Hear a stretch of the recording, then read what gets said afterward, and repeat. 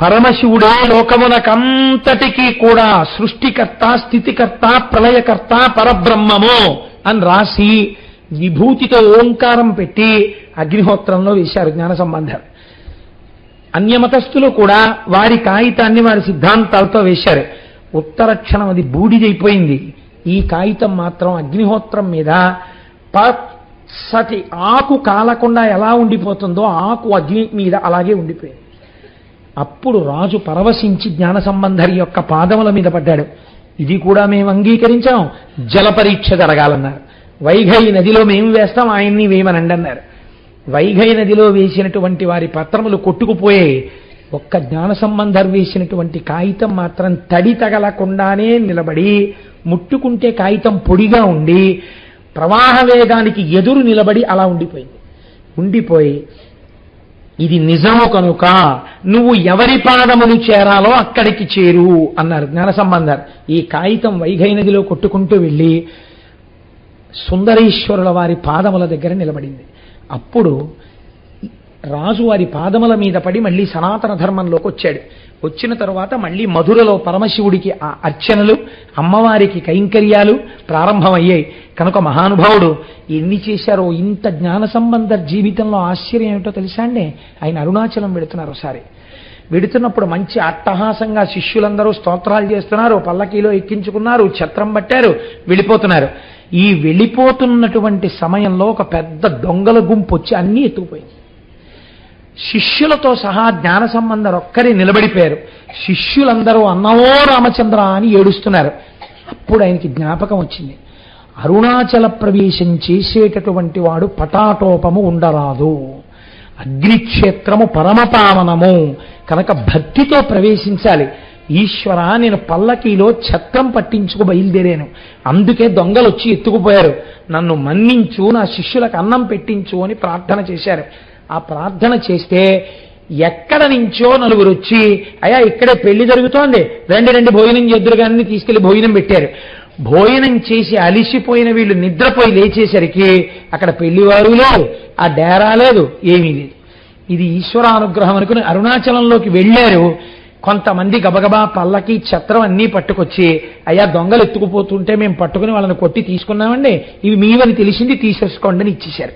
ఇదంతా శివమాయ అని నాకు అరుణాచలం వెళ్ళేటప్పుడు ఎంత వినయంగా వెళ్ళాలో నేర్పాడు శంకరుడని మహానుభావుడను.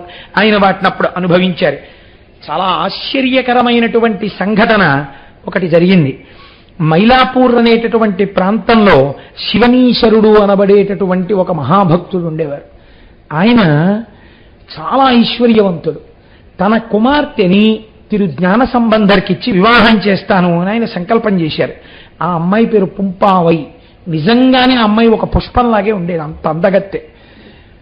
ఈ పిల్లని జ్ఞాన సంబంధర్కి ఇచ్చేస్తానన్నాడు. ఉన్నది ఒక్కతే సంతానం అని అందరూ చూస్తున్నారు. జ్ఞాన సంబంధర్ ఆ ఊరికి దగ్గరలోకి వచ్చారు. ఈయన వెళ్ళి పిలిచారు వీళ్ళ ఊరు రమ్మని. సరే వస్తాను తప్పకుండా, కానీ నేను ఆయన రావడం అంటే గుడి తర్వాత గుడి మన యాత్రలా వెళ్ళిపోయేవారు కాదు, కొన్ని నెలలు ఉండేవారు దేవాలయంలో. కాబట్టి నేను ఒక 6-7 నెలల తర్వాత వస్తానన్నారు. ఈలోగా ఒకరోజు ఈ పిల్ల అసుర సంధ్య వేళలో ఓ చెట్టు దగ్గర పువ్వులు కోస్తోంది. అందులోంచి ఒక నాగుపాము ఈ పిల్ల చేతి మీద కాటు వేసింది. చాలామంది వైద్యులు వచ్చారు, రక్షించే ప్రయత్నం చేశారు, కానీ ఆ పిల్ల దక్కలేదు. దక్కకపోతే ఈ పిల్లని తీసుకెళ్లి ఆ పిల్ల శరీరాన్ని దహించారు. దహించి చితాభస్మాన్ని, కొద్ది ఎముకల్ని మాత్రం ఒక కుండలో పెట్టి ఈ పిల్లని జ్ఞాన సంబంధరికి ఇస్తానన్నాను కనుక ఈ చితాభస్మాన్ని, నా ఐశ్వర్యాన్ని ఇచ్చేస్తానని ఆ కుండ దాచాడు ఆయన. అది విచిత్రం. ఆయన ఎంత చిత్రమైన సంకల్పమో చూడండి. జ్ఞాన సంబంధరు వచ్చారు, నీకు పిల్లనిద్దామనుకున్నాను, నా పిల్ల మరణించింది, దాని యొక్క కేవలము బూది మాత్రమే ఉంది, నీకు ఇద్దామనుకుంటున్నానని పట్టుకెళ్ళి ఆ కుండ బహూకరించారు. ఆయన అన్నారు, ఆ కుండ తీసుకొచ్చి శివాలయంలో పెట్టండి అన్నారు. ఆ ఊరి శివాలయంలో పెట్టారు. శివలింగం ముందు ఆ చితాభస్మపు కుండ పెట్టి, ఇది ఈ సంఘటననే కొన్ని వేల మంది చూస్తుండగా జరిగింది.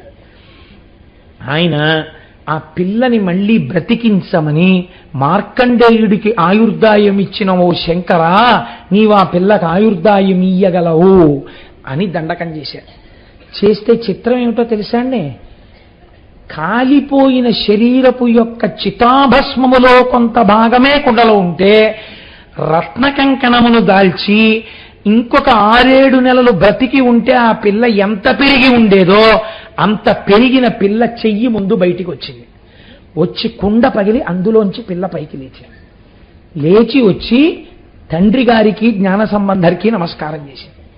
ఆయన అన్నారు, తండ్రి గారు, ఈ పుంపావైని నువ్వు బతికించావు, నువ్వే ఆ పిల్లది పాణిగ్రహణం చేయమన్నారు. అంటే జ్ఞాన సంబంధర్ అన్నారు, నేను అలా పాణిగ్రహణం చెయ్యకూడదు. ఎందుకు చెయ్యకూడదో తెలుసా? మరణించిన పిల్లకి మళ్ళీ పునః జీవితం ఇచ్చాను కనుక ఈ పిల్లకి నేను తండ్రిని అవుతాను, కాబట్టి నేను స్వీకరించకూడదు, ఆమె నా కుమార్తెతో సమానం అని విడిచిపెట్టి వెళ్ళిపోయారు. వెళ్ళిపోయిన తరువాత కొన్ని సంవత్సరములు అయిపోయిన తర్వాత ఆయన్ని వివాహం చేసుకోమని కోరారు తల్లిదండ్రులు. నాకెందుకు వివాహం, నాకు అక్కర్లేదన్నారు ఆయన. వీలు లేదు వివాహం చేసుకోవాలన్నారు. ఆఖరికి ఎవరో ఒక యోగ్యమైన కన్యని చూశారు. ఆడపెళ్లివారి ఇంటికి వెళ్ళారు. ఆ పేరు కూడా తిరుపెరుమాణమాలయం. ఆ ఊరు వెళ్ళి పెళ్ళి అవుతోంది. పెళ్ళి శాస్త్ర ప్రకారం ఏంటంటే, ఈ మాట చెప్తే మీరు నా మీద కోపగించుకోకండి, 3 రోజులు కనీసము చేయని పెళ్లి కాదు శాస్త్రంలో. కనీసంలో 3 రోజులు చేయాలంటే ఏమన్నంతమందికి భోజనాలు పెట్టాలా అనకండి, భోజనాలు పెట్టమని చెప్పలేదు. వైదిక ప్రక్రియ 3 రోజులు జరగాలి, సప్తపది మంత్రాలతో పూర్తవ్వాలి. శీర్గాళి అనబడేటటువంటి ఊరు పరమపావనమైనటువంటి క్షేత్రం. నేను వెళ్ళలేదు కానీ ఆ శీర్గాళి అనేటటువంటి ఊరికి పక్కనే ఊరిలో పుట్టి పెరిగినటువంటి ఒక వ్యక్తి నాతో కలిసి మా ఆఫీసులో కొంతకాలం పనిచేశారు. వారు నాకు ఆ శీర్గాళి గురించి చెప్తుండేవారు. నిజమే కోటేశ్వర, పురాణాల్లో ఎలా ఉంటుందో అలాగే ఉంటుందండి ఆ తోణిపురీశ్వర దేవాలయం అని చెప్తుండేవారు. కాబట్టి ఆ శీర్గాళి అన్న ఊరిలో శివపాద హృదయుడు అనబడేటటువంటి ఒక మహానుభావుడు, శంకర భగవత్పాదులు అని మనం ఎలా అంటామో ఆ పేరు చూడండి, ఎంత గొప్ప పేరు. శివపాద హృదయుడు, శివపాదములు హృదయముగా కలిగినవాడు. అసలు పేర్లు పెట్టుకుంటే ఆ పేర్లే అంత గొప్పగా ఉండేవి. దిక్కుమాలిన పేర్లన్నీ లోకంలో వచ్చేసాయి. సరే, శివపాద హృదయుడు, ఆయన భార్య భగవతి. ఆవిడ పేరు ఎంత చక్కటి పేరో చూడండి. భగవతి అని అమ్మవారికి ఒక దేవాలయం ఉంది. ఆశ్చర్యం ఏమిటంటే, నేను శబరిమలై క్షేత్ర దర్శనానికి వెళ్ళినప్పుడు శివకుర్తి భాస్కరారు ప్రత్యేకం ఒక వ్యాన్ చేయించి, కోటేశ్వరారు మీరు ఆ క్షేత్రం చూడాలండి అని నన్ను తీసుకెళ్లారు. అక్కడ అమ్మవారు భగవతి దేవాలయము అని పిలుస్తారు. తల్లి ప్రతి నెలా కూడా రజోదర్శనం అవుతుంది. అక్కడ రజోదర్శనం అయినప్పుడు అర్చకులు బయటకు వచ్చేస్తారు. బయటకు వచ్చేస్తే అర్చకుల భార్యలే వెళ్ళి 3 రోజులు అమ్మవారికి తలస్నానం చేయించి అమ్మవారికి నివేదనలన్నీ అర్చకుల భార్యలు లోపల పెడతారు. దర్శనం ఉండదు, తలుపులేసి ఉంటుంది దేవాలయం. ఆ సమయంలో ఆ దేవాలయంలో కూర్చుని చాలా గొప్ప గొప్ప ఉపాసనలు చేస్తారు. మళ్ళీ అమ్మవారికి శుద్ధి స్నానం అయిపోయిన తర్వాత పట్టుబట్ట కట్టి అర్చకుల భార్యలు అలంకారం చేస్తారు. తర్వాత అర్చకులు వెళ్ళి దేవాలయంలో పూజ చేస్తారు. నిజంగానే మీరు ఆలయానికి వెడితే అమ్మవారి యొక్క వైభవము స్పష్టంగా కనపడుతుందండి. ఎంత ఆశ్చర్యం అంటే, ప్రతి నెల రజోదర్శనం అవుతుంది అక్కడ. అంత గొప్ప దేవాలయం. అటువంటి భగవతి పేరు బహుశः ఆ అమ్మవారి పేరే పెట్టబడినది అని నేను అనుకుంటున్నాను ఆవిడికి. ఆ భగవతి శివపాద హృదయుని యొక్క భార్య. వీరిద్దరూ పరమ శివభక్తులై ఎంతో నిష్ఠతో జీవితాన్ని అందంగా వైదికంగా గడుపుతున్నారు. ఇటువంటి వారికి ఒకనాడు పరమాత్మ యొక్క అనుగ్రహం చేత ఒక పిల్లవాడు పుట్టాడు. ఆయన ఒక 3 సంవత్సరముల వయస్సు కలిగినటువంటి బాలుడయ్యాడు. ఒకనాడు శీర్గాళిలో తండ్రి అయినటువంటి ఆ శివపాద హృదయుడు దేవాలయంలో స్నానం చేసి సంధ్యావందనం చేసుకుని వస్తానని చెప్పి ఆయన బయలుదేరుతున్నాడు. ఈ పిల్లవాడు చిన్నవాడు, కాళ్ళకి అమ్మ అందెలు పెట్టింది. అవి గల్లు గల్లుమని చప్పుడు అవుతూ ఉండగా వాడు ఎదురొచ్చి నాన్నగారి కాళ్ళు 2 గట్టిగా పట్టేసుకున్నాడు. పట్టుకుని ఏడుపు మొదలెట్టాడు. నాన్నగారు నేను వస్తాను. ఒరే, నేను వెళ్ళేది దేవాలయం తటాకంలో స్నానం చేసి అక్కడి నుంచి నేనేదో చెయ్యవలసినటువంటి నిత్య విధులు పూర్తి చేసుకొస్తాను, నువ్వెందుకురా నాతోటి ఆ సరోవరం మెట్ల మీద కూర్చోపెడితే గబాలను నువ్వు కానీ జారి పడిపోతే లేనిపోని ఇబ్బంది, అందుకని వద్దన్నారు తండ్రి గారు. ఆ పిల్లవాడు వినలేదు. సరే, ఆ పిల్లవాడిని ఎత్తుకుని ఆయన ఆ దేవాలయానికి వెళ్ళారు. వెళ్ళి తోణిపురీశ్వరాలయము అని పిలుస్తారు దాన్ని. పెద్ద పెద్ద శిఖరములతో కూడుకున్నటువంటి దేవాలయం. ఆ ఆలయంలో పిల్లవాడిని కూర్చోపెట్టి తటాకంలో స్నానం చేయడానికి వెళ్ళాలి. ఈ పిల్లవాణ్ణి ఆ తటాకం యొక్క మెట్ల మీద కూర్చోపెడితే తండ్రి గారు స్నానం చేస్తున్నప్పుడు నాన్నగారు అంటూ గబగబా మెట్లు దిగిపోతే దొల్లి పడిపోతే దెబ్బలు తగులుతాయని చెప్పకుండా ఆ పిల్లవాడిని తీసుకెళ్ళి ఒక మంటపంలో కూర్చోపెట్టి, నాన్న నీకు భయం వేస్తే ఒక్క మాట అండి జీవితాన్ని ఎలా మారుస్తుందో చూడండి. తల్లిదండ్రులు మాట్లాడవలసినటువంటి మాటలు ఎంత చిత్రంగా ఉంటాయో చూడండి.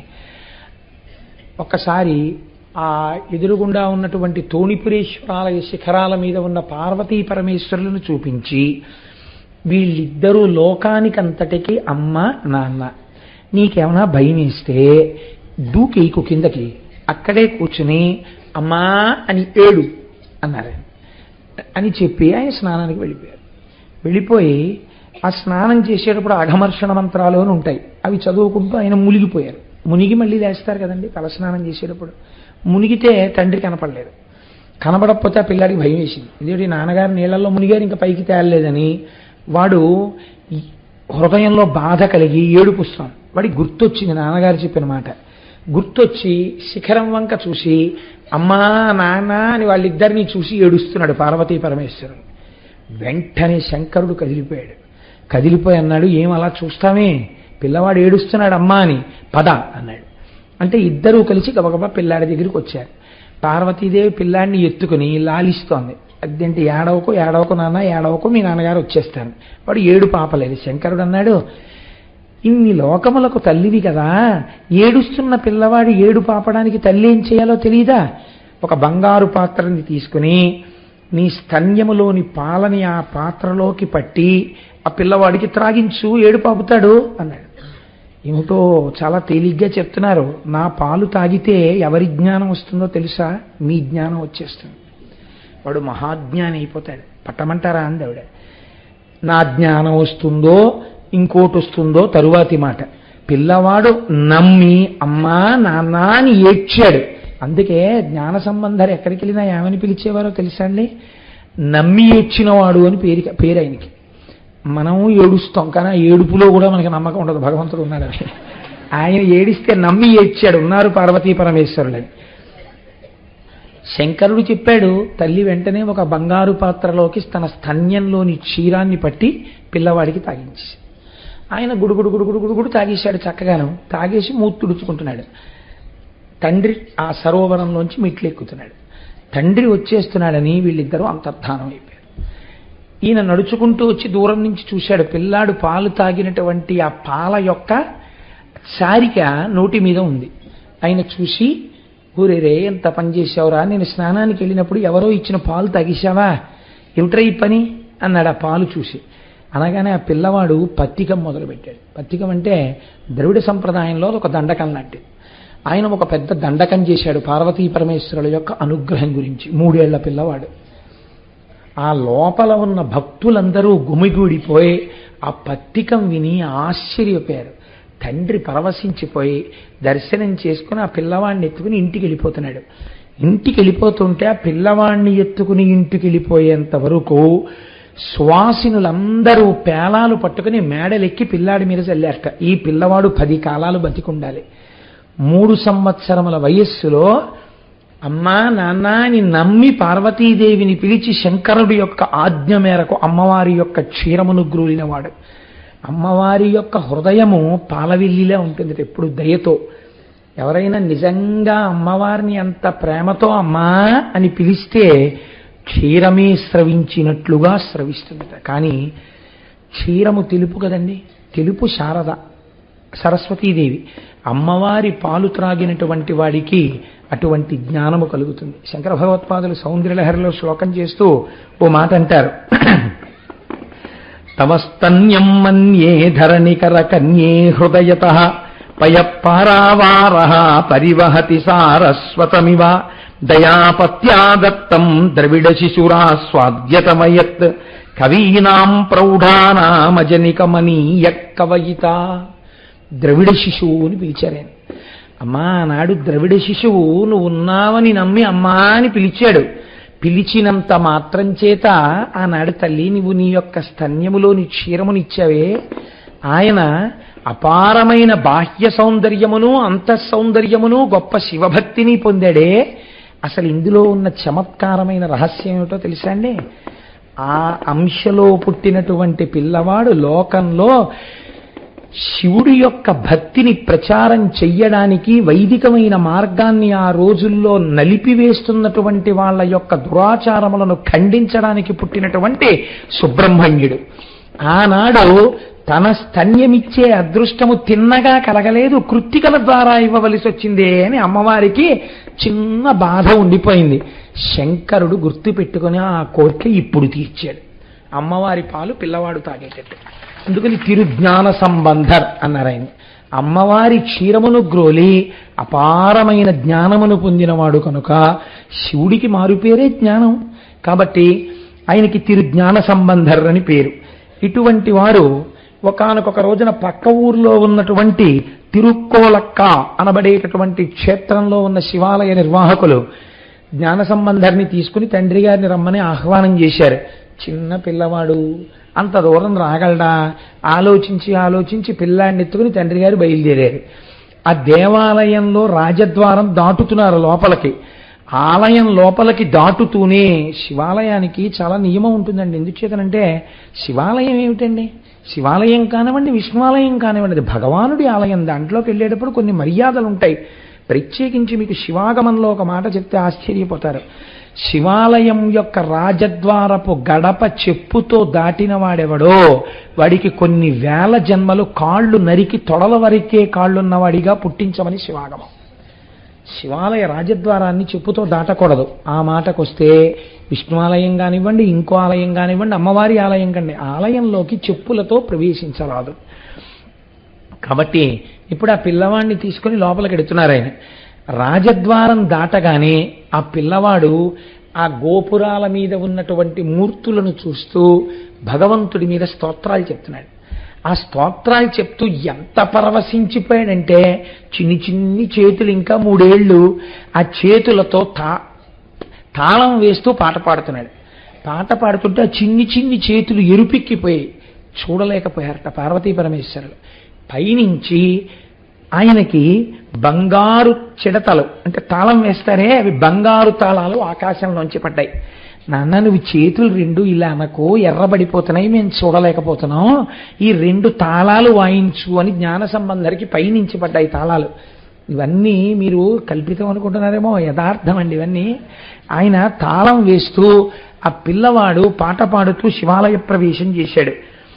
ఆశ్చర్యం ఏమిటంటే ఒకానొక సమయంలో నిలుయిల్లనబడేటటువంటి క్షేత్రానికి మంచి ఎండాకాలంలో అప్పటికి నడకొచ్చింది జ్ఞాన సంబంధరికి. తండ్రి గారితో కలిసి నడిచి వెడుతున్నారు. వెడుతుంటే ఆ ఆలయం యొక్క పాలక మండలి వారు సమావేశం పెట్టుకున్నారు. రేపు తిరుజ్ఞాన సంబంధరు వస్తున్నారు, అంతటి మహాపురుషుడు వస్తున్నప్పుడు మనం ఎదురెళ్ళి వారికి స్వాగతం చెప్పాలి. కాబట్టి మనం స్వాగతం చెప్పడానికి ఏ ఏర్పాట్లు చేద్దామని చెప్పి వాళ్ళ ఆలోచన చేసి ఆలయంలోనే పడుకుని నిద్రపోయారు. పూర్వం ఆలయం నిర్మాణం చేస్తే ఒక నియమం ఉండేది. పెద్ద పెద్ద అరుగులు కొన్ని ఉండేవి. దీని కొరకు ఆ అరుగులంటే సంధ్యావందనం చేసుకునేటటువంటి అధికారం ఉన్నవారు ఒకవేళ ఏ కారణం చేతనైనా అంత పెద్ద దేవాలయ సందర్శనం చెయ్యడంలో సంధ్యావందనం చేసుకునేటటువంటి సమయం వేళ దాటిపోతోందని బెంగ పెట్టుకోకుండా ఆలయం అరుగుల మీదే కూర్చుని ఆ కోనేటిలో నీటిని తీసుకుని సంధ్యావందనం చేసుకుని వెళ్ళేవారు. అందుకని పెద్ద పెద్ద అరుగులు కూడా నిర్మాణం చేసేవారు. వీరందరూ నిర్ణయం చేసుకుని ఆలయంలోనే విశ్రాంతి తీసుకుంటున్నారు. తీసుకుంటున్న సమయంలో అందరికీ ఏకకాలమునందు ఒకటే కళ వచ్చింది. ఏమా కళ? మన అన్నవర క్షేత్రం కూడా అలా కళ వచ్చి అన్నవర క్షేత్రం వచ్చిందండి. కాబట్టి ఆ కళలో శంకరుడు కనపడన్నాడు, నా బిడ్డడు వస్తున్నాడు, అపారమైనటువంటి భక్తి కలిగినటువంటి వాడు.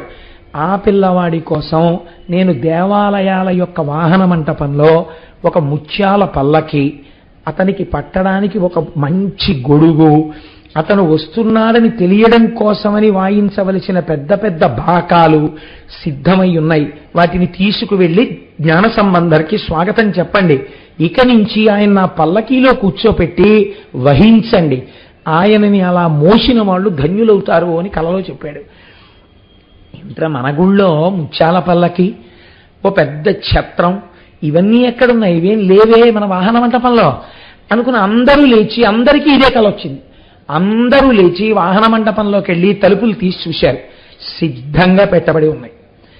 వెంటనే అయ్య బాబోయ్, వస్తున్నవాడు ఎంతటి మహాపురుషుడో అని ఎదురేగి పల్లకి ఎక్కించి ఛత్రం పట్టి బాకాలు ఊదుతూ ఆలయానికి తీసుకొచ్చారు. తిరుజ్ఞాన సంబంధ జీవితం నిజంగా పూర్తి స్థాయిలో చెప్పవలసి వచ్చిందనుకోండి, అది ఒక వారం రోజుల ప్రసంగం. వచ్చిన గొడవంతా అదే, అన్ని పెద్ద పెద్ద విషయాలు, కానీ సంగ్రహం చేస్తూ ఉండాలి, తప్పదు. ఆయన ఒకసారి తిరుప్పాచిలాశ్రమము అనబడేటటువంటి ఒక రాజ్యానికి వెళ్ళారు. ఆ రాజ్యాన్ని కొల్లిమలవరాజు అనబడేటటువంటి ఒక మహారాజు గారు పరిపాలన చేస్తున్నాడు. ఆయన చాలా భక్తి తత్పరుడు. ఆయనకు ఒక కుమార్తె. ఆ కుమార్తె అందాల రాశి, అంతటి అందగత్తె. కానీ ఒకే ఒక దురదృష్టం ఏంటంటే ఆ అమ్మాయికి మూర్ఛ వ్యాధి. ఆ మూర్ఛ వచ్చిందా, కొన్ని గంటలు అలా మూర్ఛ పడిపోయి ఉండిపోతుంది ఆ పిల్ల. జ్ఞాన సంబంధర్ దేవాలయ దర్శనానికి వస్తున్నారు అని రాజుగారికి తెలిసింది. తెలిసి దేవాలయంలోకి తెల్లవారకట్టే వెళ్ళిపోయి జ్ఞాన సంబంధర్ వస్తారని నిలబడ్డారు. ఈలోగా ఆయన రావడానికి కొన్ని గంటల వ్యవధి ఉంది. ఈ పిల్లకి మూర్ఛ వచ్చింది. ఆయన వెంటనే అన్నాడు, ఆ రాజు, అభిషేకం చేసినప్పుడల్లా నేను ఒక మంత్రం చెప్తుంటాను, ప్రథమో దైవ్యోభిషకు అంటాం. లోకానికి మొట్టమొదటి వైద్యుడు పరమశివుడు. అటువంటి పరమశివుడు యొక్క దేవాలయంలోనే నా పిల్ల మూర్ఛపోతే ఇంకా నా పిల్లకి రక్షకుడెవరు? ఇప్పుడు ఈ పిల్లని అంతఃపురంలోకి తీసుకెడితే నేను రక్షించగలనా? ఈ పిల్లకి రక్షణ అంటూ దొరికితే ఇక్కడే దొరకాలి.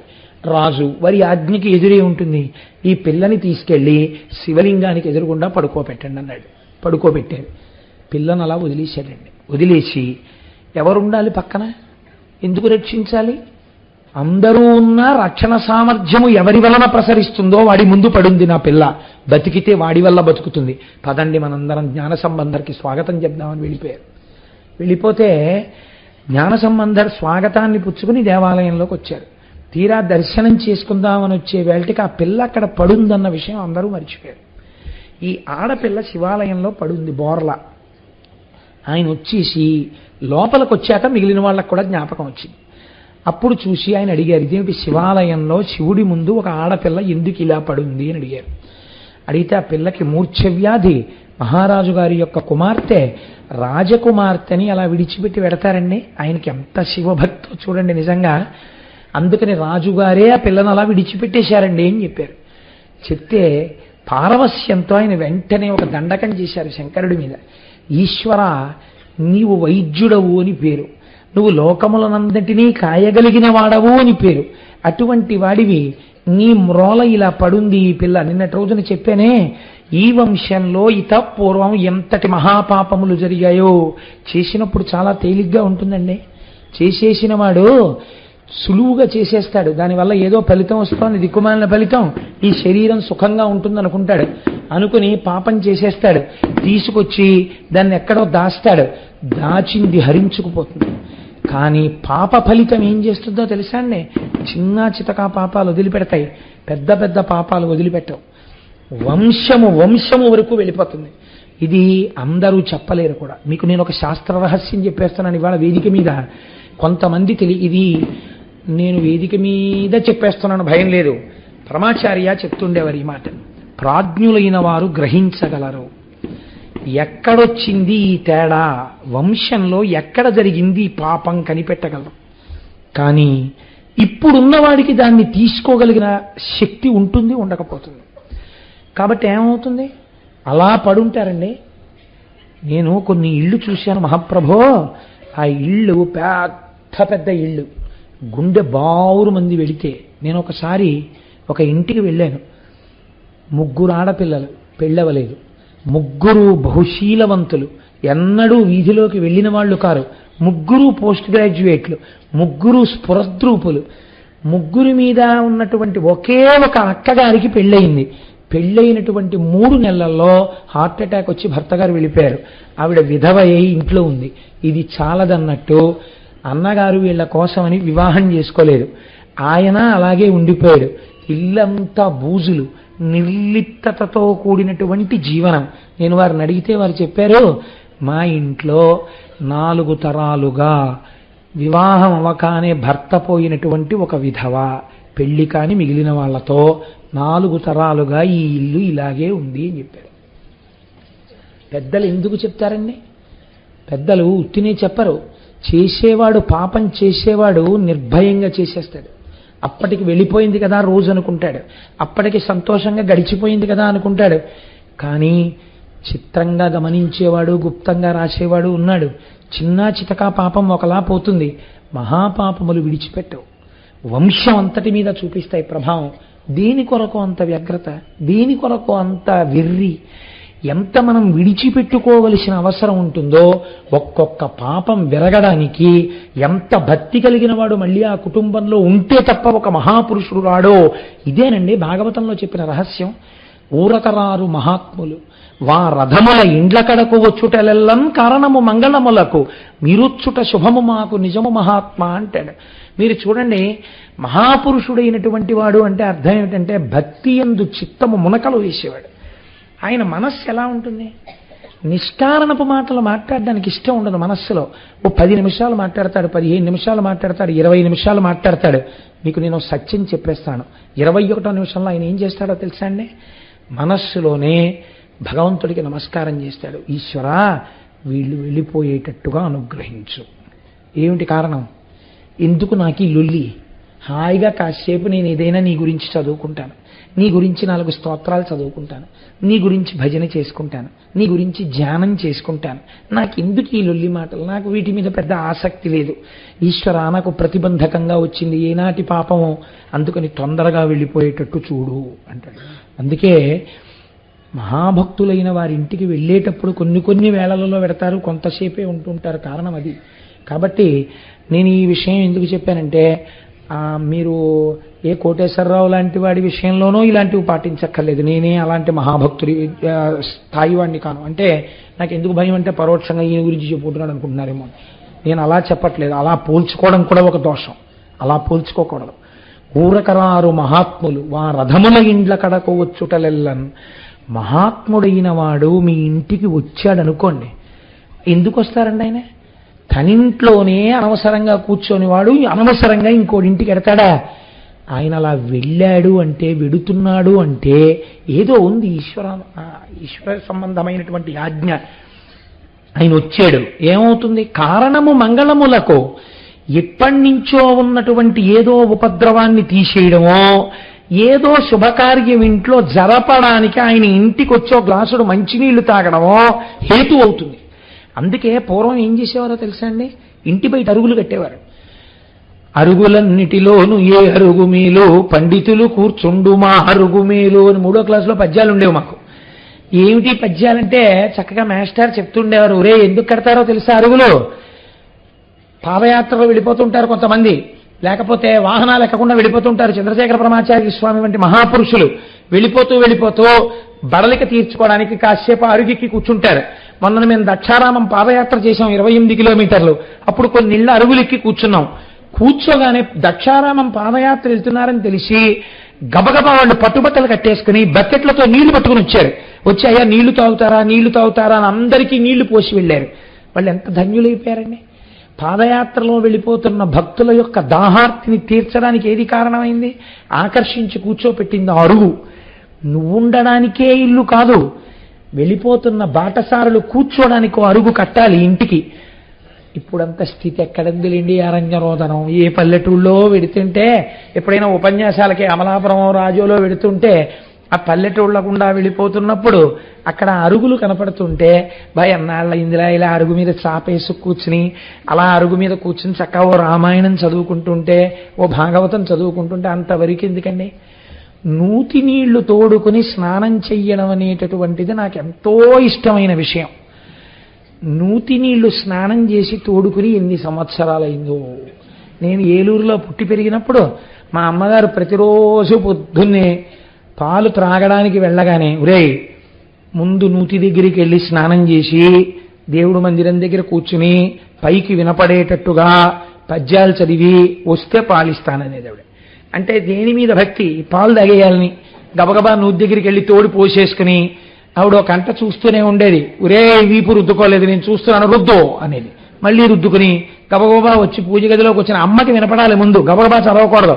గబగబగబగబా 4 పద్యాలు చదివేస్తే అప్పుడు వస్తే ఆవిడ పాలిచ్చేది. మహాతల్లి ఆ రోజు పెట్టిన భిక్ష ఇవాళ కనీసం 4 పద్యాలు చదువుకోగలుగుతాం. కాబట్టి చూడండి, ఒక అరుగు రక్షించేస్తుందండి. ఒక మహాత్ముడు రావడానికి అది కారకం అవుతుంది. కాబట్టి ఇప్పుడు జ్ఞాన సంబంధ రావడం రాజుని ఉద్ధరించేసింది. శంకరుడు రావాలా? తత్తుల్యమైన వాడు వచ్చేసాడు. ఆయన నమ్మకం ఆ పిల్లని పడుకోబెట్టాడు, అక్కడ వచ్చేసాడంతే. ఆయన ఈ పిల్లకి మూర్ఛవ్యాధ అన్నాడు. శంకరుని ఉద్దేశించి ఓ దండకం చదివాడు అంతే. ఆ పిల్ల మూర్ఛలోంచి లేచింది, లేచి నమస్కరించింది. ఇంకా పిల్లకి జీవితంలో మూర్ఛ రాలేదు. అలా మహానుభావుడు ఆ రాజ్యమునకు వెళ్ళినప్పుడు అనుగ్రహించారు. తన శిష్యులతో కలిసి జ్ఞాన సంబంధ జీవితం వింటుంటే ఆశ్చర్యంగా ఉంటుందండి.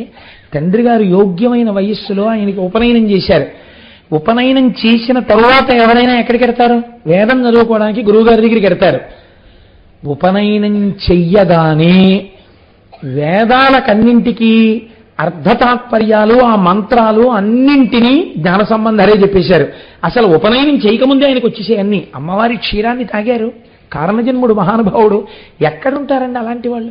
చాలా అరుదుగా ఉంటారు అసలు అటువంటి స్వరూపాలు. అంతటి ప్రాజ్ఞుడైనటువంటి వారు చిన్న వయస్సులో ఉపనయనం అయిపోగానే ఆయనకి శిష్య పరంపర. ఆయన దగ్గర ఎన్ని నేర్చుకోవాలో కావ్యకంఠ గణపతి ముని తిరువన్నామలై వెళ్ళారు. ఆయనకి ఉద్యోగం ఇస్తూ వేద పాఠశాలలో ఒక ఉపాధ్యాయుడి దగ్గర ఆయన వేదం నేర్చుకుంటున్నారు, గురువుగారి దగ్గర నేర్చుకుంటుంటే ఆయన అన్నారు, ఏమిటో వేదం నేర్పు అంటున్నావు, 3 నెలల్లో వేదం నేర్చేసుకుంటానంటున్నావు, అంత తేలిక అనుకుంటున్నావు? ఆ వేదం అంటే స్వరంతో నేర్చుకోవాలి, అంత తేలిక కాదన్నారు. మహానుభావుడు 3 వేదాలు 3 నెలల్లో నేర్చేసుకున్నారు స్వరంతో, ఏకసంతాగ్రాహి. గురువుగారు అలా పన్నాలన్నీ చెప్పేస్తే ఓ గంట సేపు పన్నమంతా చెప్పేసిన తర్వాత అలా వినేవారంతే కళ్ళు మూసుకుని, అంతే. మళ్ళీ స్వరంతో ఆ పన్నం అంతా ఓ గంట ఈయన చెప్పేసి లేచి వెళ్ళిపోయేవారు. 3 నెలలు అయిపోయిన తర్వాత ఇంకో నెల అయింది.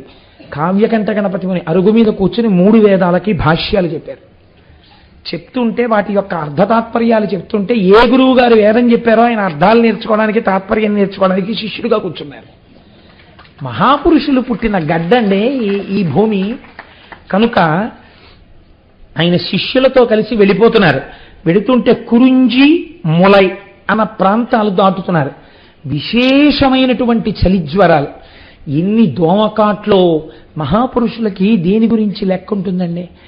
విశాఖపట్నంలో ఎక్కిరాల కృష్ణమాచార్యులు గారని వారి శిష్యుడు రామాచార్య గారు ఇక్కడే ఉన్నారు సభలో. ఆ కృష్ణమాచార్యులు గారు దోమలు కరుస్తాయి, మలేరియా వ్యాధులు వస్తాయని తెలిసి కూడా రోగులకు వైద్యం చేయడానికి అక్కడికి వెళ్ళి అదే అనారోగ్యంతో కారణజన్ములు కనుక వారి శరీరం గురించి పట్టించుకోకుండా శరీరం వదిలిపెట్టారు. అలా ఈయన వెడుతున్నప్పుడు ఇంతంత దోమలు కరిచేస్తుంటే శిష్యులందరూ బాధపడ్డారు. అయ్యయ్యో ఇక్కడ చలిజ్వరాలు ఉండలేకపోతున్నామని. అప్పుడు ఆయన శంకరుడి మీద నీలకంఠ తత్వంతో దండకాలు చేశారు. మహానుభావ, నీవు ఒకనాడు లోకము కోసమని హాలాహలాన్ని భక్షించావు. ఇవాళ ఈ చలి లేకుండా, ఈ దోమలు లేకుండా, ఈ శీతల జ్వరాలు రాకుండా మమ్మల్ని కాపాడలేవా అని దండకం చేస్తే వారు ఆ ప్రాంతాలు విడిచిపెట్టి వెళ్ళిపోయేంత వరకు దోమ కాని, అంటురోగాలు కాని, మలేరియా కాని ఆగిపోయి చలి తగ్గిపోయింది. వారు ఆ ప్రాంతం దాటిపోయారు. మళ్ళీ చలి ప్రారంభమైంది. ఒక్కొక్క మహానుభావుడు అడుగు వేస్తే ప్రకృతి కూడా అలా మారిపోతుంది. అటువంటి వారు అన్నిటికన్నా ఆశ్చర్యం ఏమిటో తెలుసా అండి? వేదారణ్యము అనబడేటటువంటి చోట వేదారణ్య స్వామి అని చెప్పి భగవానుడి యొక్క దేవాలయం. నేను దీనిని గురించి 2-3 గ్రంథాల్లో 2-3 రకాలుగా చదవడం జరిగింది. అక్కడ వేదం స్వరం తప్పి చెప్తూ ఉండడం వల్ల ఏ ద్వారంలోంచి శివాలయంలోకి వెళ్ళాలో ఆ శివాలయ ద్వారాలు మూతపడిపోయాయి. వేదం రోజు స్వరం తప్పుతుంటే భగవంతుడు అంగీకరించలేదు, తలుపులు మూసుకుపోయి. శివాలయంలోకి వెళ్ళడం కోసమని పక్క నుంచి తలుపు ఏర్పాటు చేసుకుని లోపలికి వెళ్ళేవారు. ఆ తర్వాత ఎంతమంది వచ్చినా తలుపులు తెరుచుకోలేదు. వాగీశుడు అని పేరు. మహానుభావుడు నాయనార్లలో చాలా గొప్పవాడు. వైష్ణవ సాంప్రదాయంలో ఆళ్వార్లలో మనం ఆండాళ్ తల్లి యొక్క తండ్రి గారిని ఎలాగా పెద్దలుగా గౌరవించి పూజిస్తామో అలా అప్పర్ వయస్సులో కూడా చాలా పెద్దవారు. వాగీశుడు, తిరునావక్కరసు అని ఆయనకి పేర్లు. ఆ అప్పర్ జ్ఞాన సంబంధ చాలా చిన్నవారు, ఇద్దరూ కలిసి వెడుతుండేవారు. వారిద్దరూ కలిసి వేదారణ్య స్వామి దగ్గరికి వెళ్ళారు. వెడితే ఈ దేవాలయం యొక్క సింహద్వారం ఎందుకు మూసుకుపోయింది అని అడిగారు జ్ఞాన సంబంధర్. ఒకానొక సమయంలో ఒకానొక కారణం వల్ల ఇలా తలుపులు మూసుకున్నాయి, ఆ తర్వాత ఇవి తెరవబడలేదు అన్నారు. అంటే ఆయన అక్కడే ఉన్నటువంటి వాగీశుడైన అప్పర్ని పిలిచి మీరు పరమేశ్వరుడి మీద ఒక పత్రికాన్ని పాడండి అన్నారు. అంటే ఆయన వెంటనే ఒక దండకం చేశారు. చేస్తే ఆ తలుపులు తెరుచుకున్నాయి. మళ్ళీ ఆ తలుపులు మూసుకోవాలి, ఎప్పుడు కావాలంటే అప్పుడు తెరుచుకోవాలి. అలా తెరుచుకునేటట్టుగా అనుగ్రహించమని జ్ఞాన సంబంధర్ మళ్ళీ కొన్ని దండకాలు చేశారు. ఇప్పటికీ వేదారణ్య స్వామి వారి యొక్క సింహద్వారం దగ్గర తలుపులు జ్ఞాన సంబంధర్ అప్పర్ వల్లే తెరుచుకోవడం మూసుకోవడం జరుగుతున్నాయి. అంతటి మహానుభావుడు. అయితే ఒక చిత్రం ఉందండోయ్. జ్ఞాన సంబంధరును అప్పరు కలిసి ఒకానొక దేవాలయాన్ని పునర్నిర్మాణం చేద్దామని అనుకున్నారు. అనుకుని రోజు వీళ్ళు సాయంకాలం అయ్యేటప్పటికీ కూలీలకి జీతం ఇవ్వడానికి ఎంత ద్రవ్యం కావాలో అంత ద్రవ్యాన్ని ఇచ్చేటటువంటి బంగారు కాసులు దొరకాలి అని సాయంకాలం అయ్యేటప్పటికీ శివుడి మీద దండకం చేసేవారు. రోజు 2 బంగారు కాసులు ఇద్దరికీ దొరికేవి. 2 సూర్యుడి మీద చెయ్యి పెడితే దొరికేవి ఇద్దరికి. ఈ రెండిటినీ పట్టుకెళ్లి బంగారు వర్తకులకు అమ్మితే జ్ఞాన సంబంధర్కి దొరికినటువంటి బంగారు నాణ్యంలో రోజు బంగారు శాతం తక్కువ ఉండేది. అప్పటికి దొరికిన బంగారు నాణ్యంలో బంగారు శాతం ఎక్కువ ఉండేది. ఆయన నాణ్యానికి ఎక్కువ డబ్బు వచ్చేది, జ్ఞాన సంబంధర్ నాణ్యానికి తక్కువ డబ్బు వచ్చేది. ఇవాళ నువ్వు చూరికి ఇటు తీయి అటు తీయి అన్నా కూడా అంతే, అలాగే దొరికేవి. ఒకానొక నాడు జ్ఞాన సంబంధర్కి బాధ కలిగింది. ఎందుకు ఇలా నాకు తక్కువ బంగారం ఉన్న నాణ్యాలు వస్తాయని శంకరుణ్ణి అడిగారు. అడిగితే శంకరుడు చెప్పాడు ఆయనకి, నీవు కేవలముగా దండకం చేస్తావు, నువ్వు కేవలముగా భగవంతుని యొక్క ప్రార్థన చేస్తావు. అప్పర్ అలా కాదు. ఎక్కడికైనా దేవాలయానికి వస్తే ఆయన లేచి ఆ దేవాలయాన్నంతటినీ తుడిచేస్తారు, లేకపోతే ఆ దేవాలయాన్ని కడిగేస్తారు, లేకపోతే కలుపు మొక్కలు ఉంటే తీసేస్తారు. ఏదో ఒక శారీరకమైన సేవ కూడా దేవాలయంలో చేస్తారు. అందుకని ఆయన కాయిక వాచిక మానసిక కైంకర్యం చేస్తాడు. నువ్వు కేవలము వాచిక మానసిక కైంకర్యములే చేస్తావు. నీకన్నా ఓ మెట్టు అప్పర్ పెద్దవాడు, అందుకే బంగారు నాణ్యంలో బంగారం ఎక్కువ ఉంటుంది అన్నారు. కాబట్టి మనం దేవాలయాలకు వెళ్ళినప్పుడు ఎలా ప్రవర్తించాలో చూపిస్తుందండి మనకి. ఒకానొక సమయంలో వీరు మధుర వెళ్ళారు. మధుర ఎంత గొప్ప క్షేత్రమో మీకు తెలుసు కదండి. మధురై అక్కడ మహానుభావుడు సుందరేశ్వర స్వామి వారు, ఆ తల్లి మీనాక్షి అమ్మవారు వెలిసి ఉన్నారు. చిత్రం ఏమిటంటే అటువంటి దేవాలయం ఇంచుమించు మూతపడిపోయింది ఆ రోజుల్లో. ఎందుకు మూతపడిపోయింది అంటే మహారాజు జైనుడైపోయాడు, ప్రజలందరూ జైనులైపోయారు. ఒక్క రాజుగారి భార్య అయినటువంటి మంగయక్కరసి మంత్రి కులచ్చిరయార్ అనబడేటటువంటి వీరిద్దరే శైవులుగా ఉన్నారు. అందరూ జైన మతంలోకి వెళ్ళిపోయారు. కాబట్టి ఆరాధించేవారు లేరు. అటువంటి సమయంలో పక్క రాజ్యంలోనే తిరు జ్ఞాన సంబంధర్ విడిది చేసి ఉన్నారని తెలుసుకున్నటువంటి రాణి ఒక వేగు ద్వారా కబురు చేసింది వారి రాజ్యానికి రమ్మని. ఇక్కడ మీరు గుర్తుపెట్టుకోవలసిన ఒక ప్రత్యేకమైన విషయం జరిగిందండి. ఇది బాగా జీవితంలో గుర్తుపెట్టుకోండి. అప్పుడు జ్ఞాన సంబంధర్ మధుర వెడతానన్నారు. వెడితే అప్పర్ అన్నారు, మీరు వెళ్ళకండి, మీ గ్రహస్థితి బాగులేదు అన్నారు. అంటే జ్ఞాన సంబంధర్ అన్నారు, మీరు నాతో రావక్కర్లేదు, మీరు ఇక్కడే ఉండండి, నేను ఒక్కడనే పెడతాను, నా గ్రహస్థితి బాగులేదన్నారు కదా. జ్యోతిష్యమునందు గ్రహముల యొక్క స్థితిని చూసి కదా మీరు చెప్పారు నాకు కష్టాలు వస్తాయని. నేను ఒక్కడని, అసలు శైవము లేని చోటికి, ఇవాళ వేదము పోషింపబడని చోటికి, సనాతన ధర్మమునందు ఆదరణ లేని చోటికి, నాస్తికము విజృంభించి ఉన్న చోటికి, ఇలాంటి వాణ్ణి చూడగానే మట్టు పెట్టే చోటికి ఒక్కడనే వెడతాను. జాతకం ఏం చెప్తోంది? గ్రహాలు నాకు ప్రమాదం రాబోతోందని చెప్తున్నాయి, నాకు ఇబ్బందులు కలగబోతున్నాయని చెప్తున్నాయి. జాతకంలో ఉన్న గ్రహాలు కూడా పరమశివ భక్తుడైన వాణ్ణి గ్రహములు ఏమీ చేయలేవో, ఆ గ్రహములు కవచముగా కాళహస్తీశ్వరుడుకున్నాయి. ఆయన మాట ఇవి వినాలి తప్ప ఇవి ఇచ్చేసే ఫలితాలను ఇవి ఇచ్చేస్తే శంకరుడు చూస్తూ ఊరుకోడు. లోకమునకు నేను నిరూపించాలనుకుంటున్నాను. కాబట్టి పరమశివ భక్తుడి యొక్క జీవితాన్ని జ్యోతిష్య శాస్త్రము ద్వారా కేవలము జాతకము చూసి చెప్పలేరు, కుదరదని. అక్కడ విఫలురైపోతారంటే జ్యోతిష్యము భగవత్తత్వమునందు నిలబడలేదు. ఎవరి యందు పరమభక్తులైన వారి జాతకం చెప్తానంటే ఎంత పాండిత్యం ఉన్నా చెప్పలేరు. ఎందుకంటే గ్రహస్థితులు మారిపోతాయి. వారు గ్రహాన్ని కవచంగా కట్టుకున్న వాడి కింకరుడై ఉన్నాడు. ఇదేం చేస్తా, ఈ జ్యోతిష్యం ఏం చేస్తుంది అంటే నేను జ్యోతిష్యాన్ని చిన్నబుచ్చట్లేదు. మహాభక్తుల విషయంలో జ్యోతిష్యం విఫలమైపోతుంది. నేను ఒక 5-6 సంవత్సరాల క్రితం ఒక కేసు చూశాను ఇలాంటిది, కానీ వేదిక మీద చెప్పకూడదు కనుక. ఈ స్థితిలో మహానుభావుడు బయలుదేరి ఒక్కడే వెళ్ళాడు మధుర. పెడితే రాణిగారు దేవాలయంలో ఎవ్వరికీ తెలియకుండా, రాజాజ్ఞని రాణియే అతిక్రమిస్తే ఎవ్వరికీ తెలియకుండా ముసుగు వేసుకుని వచ్చి నిలబడింది. మంత్రి గారు మాత్రం స్వాగతం చెప్పాడు. ఆయన శివార్చన చేసి వారు ఏర్పాటు చేసిన విడిదికి వెళ్ళి రాత్రి పడుకున్నారు శిష్యులతో. పడుకుంటే ఈయన రేపు లేచి ఏమైనా మాట్లాడతాడేమో, అసలు మాట్లాడకుండానే మట్టు పెట్టేద్దామని ఆయన విడిదిని కాల్చేశారు. అగ్నిహోత్రం అంటుకుపోయింది. శిష్యులందరూ హాహాకారాలు చేస్తున్నారు, బయటికి వెళ్ళే మార్గం లేదు. లేకపోతే చుట్టూ అగ్నిహోత్రం అంటుకుంటే అప్పర్ మాటలు జ్ఞాపకానికి వచ్చాయి జ్ఞానసంబంధరికి. ఆయన లేచి పక్క మీద కూర్చుని శంకరుణ్ణి స్తోత్రం చేశారు. ఈశ్వర, నువ్వు నవగ్రహ కవచం కట్టుకున్నావని నేను నమ్మాను. ఒక మహాభక్తుడైన వాడు రాజ్యంలోకి వచ్చినప్పుడు గౌరవ మర్యాదలు చూడడం రాజు యొక్క విధి.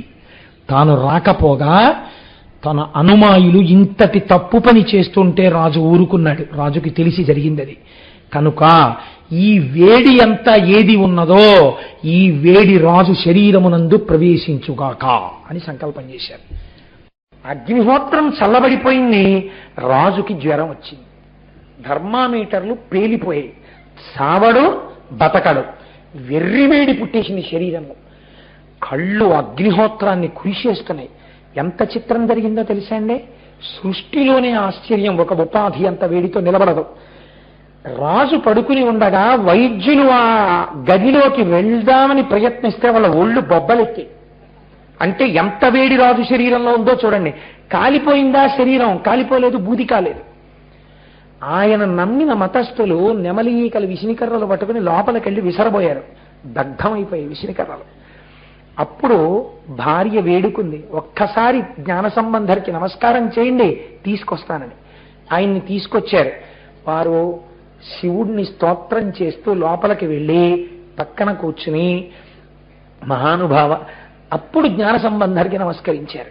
నమస్కరించి నా శరీరంలో వచ్చిన ఈ ఉష్ణాన్ని తగ్గించమని అడిగారు. అడిగితే రాజు అనుసరిస్తున్నటువంటి మతం వారు ఇప్పుడు ఈ కీర్తి జ్ఞాన సంబంధరికి వెళ్ళిపోతే, రాజు మళ్ళీ సనాతన ధర్మంలోకి వెళ్ళిపోతే ఇబ్బంది వస్తుందని, మహారాజా ఈయన్ని మీరు నమ్మవద్దు, ఈయనే అభిచారిక ప్రయోగంతో మీకు ఈ వేడి తెచ్చాడు. మీ శరీరాన్ని ఓ గీత గీస్తాం సగభాగం కింద. ఒక పక్క వేడి జ్ఞాన సంబంధాన్ని తగ్గించమనండి, ఒక పక్క వేడి మేము తగ్గిస్తాం, ఎవరు తగ్గించగలరో చూద్దాం అన్నారు. జ్ఞాన సంబంధరు తన వేపుకి ఎడమ భాగాన్ని ఇచ్చారు. జ్ఞాన సంబంధర్ చేతిలో విభూతి పట్టుకుని ఈ విభూతియే ఈశ్వరా నీవు అని ఆ విభూతి మంత్రం మనం నిన్నటి రోజున మీకు పంచిపెట్టారే, శ్రీకరంచ పవిత్రంచ రోగశోక నివారకం అంటూ ఆ విభూతి పెట్టి ఒంటి మీద చల్లారు. ఒక పక్కంతా జ్ఞాన సంబంధర్ విభూతి చల్లిన వైపు చల్లబడిపోయింది. అవతల మతస్థులు ఉపచారం చేస్తున్న వైపు వెర్రివేడితో శరీరం కాలిపోతోంది. పూర్తి వేడి భరించచ్చు, ఒకవైపు చల్లన ఒకవైపు వేడి, అసలు తట్టుకోలేకపోయాడు రాజు. ఇప్పుడు జ్ఞాన సంబంధాన్ని వేడుకుంటే ఆయన రెండో వైపు కూడా విభూతి చల్లారు. రాజు శరీరం చల్లబడిపోయింది. అయినా వారు అంగీకరించలేదు. ఈయన చెప్పుతున్నటువంటి విషయాన్ని కాగితం మీద రాసి అగ్నిహోత్రంలో వెయ్యమనండి, మేము మా మత సిద్ధాంతాలను అగ్నిహోత్రంలో వేస్తాం, మా సిద్ధాంతములు కాలిపోతే మేము రాజ్యం వదిలేస్తాం, వాళ్ళ సిద్ధాంతం కాలిపోతే ఈయన వెళ్ళిపోవాలి వెనక్కి తిరిగి. అలాగే అని వచ్చి పరమశివుడే లోకమునకంతటికీ కూడా సృష్టికర్త, స్థితికర్త, ప్రళయకర్త, పరబ్రహ్మము అని రాసి విభూతితో ఓంకారం పెట్టి అగ్నిహోత్రంలో వేశారు జ్ఞాన సంబంధం. అన్యమతస్థులు కూడా వారి కాగితాన్ని వారి సిద్ధాంతాలతో వేశారు. ఉత్తర క్షణం అది బూడిదైపోయింది. ఈ కాగితం మాత్రం అగ్నిహోత్రం మీద పచ్చటి ఆకు కాలకుండా ఎలా ఉండిపోతుందో ఆకు అగ్ని మీద అలాగే ఉండిపోయింది. అప్పుడు రాజు పరవశించి జ్ఞాన సంబంధరి యొక్క పాదముల మీద పడ్డాడు. ఇది కూడా మేము అంగీకరించాం, జల పరీక్ష జరగాలన్నారు. వైఘై నదిలో మేము వేస్తాం, ఆయన్ని వేయమనండి అన్నారు. వైఘై నదిలో వేసినటువంటి వారి పత్రములు కొట్టుకుపోయాయి. ఒక్క జ్ఞానసంబంధర్ వేసినటువంటి కాగితం మాత్రం తడి తగలకుండానే నిలబడి, ముట్టుకుంటే కాగితం పొడిగా ఉండి ప్రవాహ వేగానికి ఎదురు నిలబడి అలా ఉండిపోయి ఇది నిజము కనుక నువ్వు ఎవరి పాదములు చేరాలో అక్కడికి చేరు అన్నారు జ్ఞానసంబంధర్. ఈ కాగితం వైఘై నదిలో కొట్టుకుంటూ వెళ్ళి సుందరేశ్వరుల వారి పాదముల దగ్గర నిలబడింది. అప్పుడు రాజు వారి పాదముల మీద పడి మళ్ళీ సనాతన ధర్మంలోకి వచ్చాడు. వచ్చిన తరువాత మళ్ళీ మధురలో పరమశివుడికి ఆ అర్చనలు, అమ్మవారికి కైంకర్యాలు ప్రారంభమయ్యాయి. కనుక మహానుభావుడు ఎన్ని చేశారో. ఇంత జ్ఞాన సంబంధ జీవితంలో ఆశ్చర్యం ఏమిటో తెలుసా అండి? ఆయన అరుణాచలం వెడుతున్నారు. ఒకసారి వెడుతున్నప్పుడు మంచి అట్టహాసంగా శిష్యులందరూ స్తోత్రాలు చేస్తున్నారు, పల్లకీలో ఎక్కించుకున్నారు, ఛత్రం పట్టారు, వెళ్ళిపోతున్నారు. ఈ వెళ్ళిపోతున్నటువంటి సమయంలో ఒక పెద్ద దొంగల గుంపు వచ్చి అన్నీ ఎత్తుకుపోయింది. శిష్యులతో సహా జ్ఞాన సంబంధం ఒక్కరే నిలబడిపోయారు. శిష్యులందరూ అన్నవో రామచంద్ర అని ఏడుస్తున్నారు. అప్పుడు ఆయనకి జ్ఞాపకం వచ్చింది, అరుణాచల ప్రవేశం చేసేటటువంటి వాడు పటాటోపము ఉండరాదు, అగ్నిక్షేత్రము పరమపావనము కనుక భక్తితో ప్రవేశించాలి. ఈశ్వర, నేను పల్లకీలో ఛత్రం పట్టించుకు బయలుదేరాను, అందుకే దొంగలు వచ్చి ఎత్తుకుపోయారు, నన్ను మన్నించు, నా శిష్యులకు అన్నం పెట్టించు అని ప్రార్థన చేశారు. ఆ ప్రార్థన చేస్తే ఎక్కడ నుంచో నలుగురు వచ్చి, అయ్యా ఇక్కడే పెళ్లి జరుగుతోంది, రండి భోజనం చేద్దురు కానీ తీసుకెళ్లి భోజనం పెట్టారు. భోజనం చేసి అలిసిపోయిన వీళ్ళు నిద్రపోయి లేచేసరికి అక్కడ పెళ్లివారు లేదు, ఆ డేరా లేదు, ఏమీ లేదు. ఇది ఈశ్వరానుగ్రహం అనుకుని అరుణాచలంలోకి వెళ్ళారు. కొంతమంది గబగబా పల్లకి ఛత్రం అన్నీ పట్టుకొచ్చి, అయ్యా దొంగలు ఎత్తుకుపోతుంటే మేము పట్టుకుని వాళ్ళని కొట్టి తీసుకున్నామండి, ఇవి మీవని తెలిసింది, తీసేసుకోండి అని ఇచ్చేశారు. ఇదంతా శివమాయ అని నాకు అరుణాచలం వెళ్ళేటప్పుడు ఎంత వినయంగా వెళ్ళాలో నేర్పాడు శంకరుడని మహానుభావుడను. ఆయన వాటినప్పుడు అనుభవించారు. చాలా ఆశ్చర్యకరమైనటువంటి సంఘటన ఒకటి జరిగింది. మైలాపూర్ అనేటటువంటి ప్రాంతంలో శివనీశ్వరుడు అనబడేటటువంటి ఒక మహాభక్తుడు ఉండేవారు. ఆయన చాలా ఐశ్వర్యవంతుడు. తన కుమార్తెని తిరు జ్ఞాన సంబంధర్కిచ్చి వివాహం చేస్తాను అని ఆయన సంకల్పం చేశారు. ఆ అమ్మాయి పేరు పుంపావై. నిజంగానే ఆ అమ్మాయి ఒక పుష్పంలాగే ఉండేది, అంత అందగత్తె. ఈ పిల్లని జ్ఞాన సంబంధర్కి ఇచ్చేస్తానన్నాడు. ఉన్నది ఒక్కతే సంతానం అని అందరూ చూస్తున్నారు. జ్ఞాన సంబంధర్ ఆ ఊరికి దగ్గరలోకి వచ్చారు. ఈయన వెళ్ళి పిలిచారు వీళ్ళ ఊరు రమ్మని. సరే వస్తాను తప్పకుండా, కానీ నేను ఆయన రావడం అంటే గుడి తర్వాత గుడి మన యాత్రలా వెళ్ళిపోయేవారు కాదు, కొన్ని నెలలు ఉండేవారు దేవాలయంలో. కాబట్టి నేను ఒక 6-7 నెలల తర్వాత వస్తానన్నారు. ఈలోగా ఒకరోజు ఈ పిల్ల అసుర సంధ్య వేళలో ఓ చెట్టు దగ్గర పువ్వులు కోస్తోంది. అందులోంచి ఒక నాగుపాము ఈ పిల్ల చేతి మీద కాటు వేసి, చాలామంది వైద్యులు వచ్చారు, రక్షించే ప్రయత్నం చేశారు, కానీ ఆ పిల్ల దక్కలేదు. దక్కకపోతే ఈ పిల్లని తీసుకెళ్లి ఆ పిల్ల శరీరాన్ని దహించారు. దహించి చితాభస్మాన్ని, కొద్ది ఎముకల్ని మాత్రం ఒక కుండలో పెట్టి ఈ పిల్లని జ్ఞాన సంబంధరికి ఇస్తానన్నాను కనుక ఈ చితాభస్మాన్ని, నా ఐశ్వర్యాన్ని ఇచ్చేస్తానని ఆ కుండ దాచాడు ఆయన. అది విచిత్రం. ఆయన ఎంత చిత్రమైన సంకల్పమో చూడండి.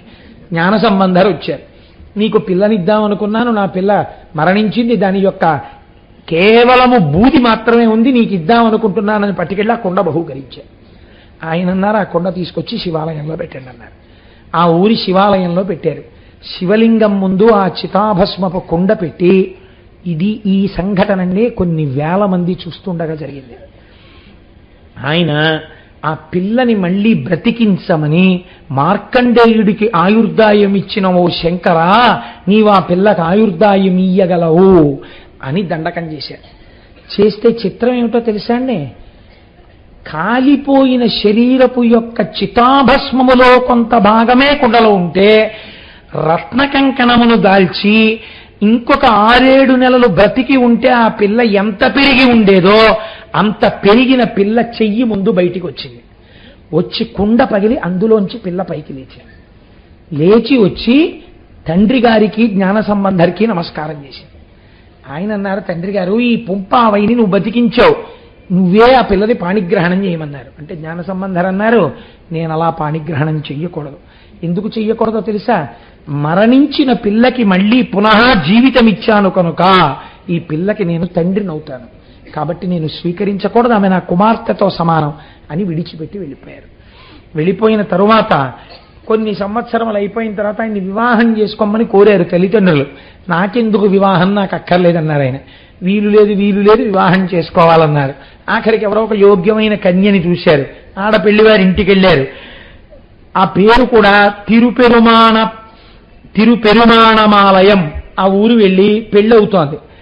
పెళ్ళి శాస్త్ర ప్రకారం ఏంటంటే, ఈ మాట చెప్తే మీరు నా మీద కోపగించుకోకండి, 3 రోజులు కనీసము చేయని పెళ్లి కాదు శాస్త్రంలో. కనీసంలో 3 రోజులు చేయాలంటే ఏమన్నా అంతమందికి భోజనాలు పెట్టాలా అనకండి, భోజనాలు పెట్టమని చెప్పలేదు. వైదిక ప్రక్రియ 3 రోజులు జరగాలి, సప్తపది మంత్రాలతో పూర్తవ్వాలి. ఏమో ఈశ్వరుడు అనుగ్రహిస్తే నా కుమార్తె పెళ్లి అలా చేసేటట్లుగా నన్ను శంకరుడు అనుగ్రహించుగాక. కాబట్టి ఆ 3 రోజులు కదండి వివాహం జరగాలి, అందుకని 3 రోజులుగా అక్కడ వివాహం జరుగుతోంది. సప్తపది మంత్రాల దాకా వచ్చింది. వచ్చిన తరువాత ఈయన అన్నారు, సన్నికళ్ళు తొక్కించడానికి పిల్లని తీసుకెడుతున్నారు. తీసుకెడుతుంటే ఒక్కసారి శివాలయంలో దర్శనం చేసుకుని వస్తాం, ఈ నూతన వధువు నేను కలిసి అని చెప్పి తీసుకెళ్లారు. సప్తపది పూర్తయితే తప్ప వివాహం పూర్తవదు. ఈ పిల్లతో కలిసి జ్ఞాన సంబంధ ఆలయంలోకి వెడుతుంటే ఆయన వెనకాతల వారి తండ్రి గారు, తల్లి గారు, తిరు నీలనక్క నాయనారు, మామగారు, అత్తగారు, బంధువులు, సేవకులు అందరూ వెళ్ళారు. జ్ఞాన సంబంధరు కదా, అందుకని అందరూ వెళ్ళారు. వెడితే ఆయన శివుడి ముందు నిలబడి, ఈశ్వర, నేను ఏ ప్రయోజనము కొరకు ఈ లోకములోకి నువ్వు నన్ను పంపావో ఆ ప్రయోజనము పూర్తయిపోయింది. నేను వేద విరుద్ధమైన వాదనలు ఖండించి మళ్ళీ సనాతన ధర్మమును ఆవిష్కరించాను. కాబట్టి నాకు ఈ సంసారము, స్త్రీ వ్యామోహము ఇవి నాకు లేవు. నువ్వు నన్ను అనుగ్రహించి నన్ను మళ్ళీ యథాస్వరూపముగా తీసుకో అని ప్రార్థన చేశారు. ప్రార్థన చేస్తూ చిత్రం ఏమిటో తెలుసా అండి, నీలోకి వచ్చేద్దామనుకున్న వాళ్ళు ఎంతమంది ఉంటే అంతమందిని కూడా తీసుకో అని అడిగారు. ఈయన ప్రార్థన చేసిన మరుక్షణం ఒక అగ్నిస్తంభం వచ్చింది ఆ మధ్యలోకి. ఎప్పుడు అగ్ని సంభవుడు కదండి సుబ్రహ్మణ్యుడు, మళ్ళీ అగ్నిహోత్రంలోకి పెడతాయి అవతారాలన్నీ. రమణ మహర్షి అంతే, జ్ఞాన సంబంధర్ అంతే, లేకపోతే కుమరిల భట్టు అంతే, సుబ్రహ్మణ్య ఆవిర్భావము అంతే, అన్ని అగ్ని సంబంధంగానే పెడతాయి అవతారాలు. కాబట్టి ఇప్పుడు మొట్టమొదట జ్ఞాన సంబంధర్ లోపలికి వెళ్ళిపోయారు, తర్వాత భార్య వెళ్ళిపోయింది, తండ్రి గారు వెళ్ళిపోయారు, తల్లి గారు వెళ్ళిపోయారు. మీకు ఆశ్చర్యం ఏమిటంటే ఆ రోజున గుళ్ళో ఉద్యోగం చేసే వాళ్ళ దగ్గర నుంచి సేవకుల వరకు అందరూ అగ్నిస్తంభంలోకి ప్రవేశించి మోక్షంలోకి వెళ్ళిపోయారు.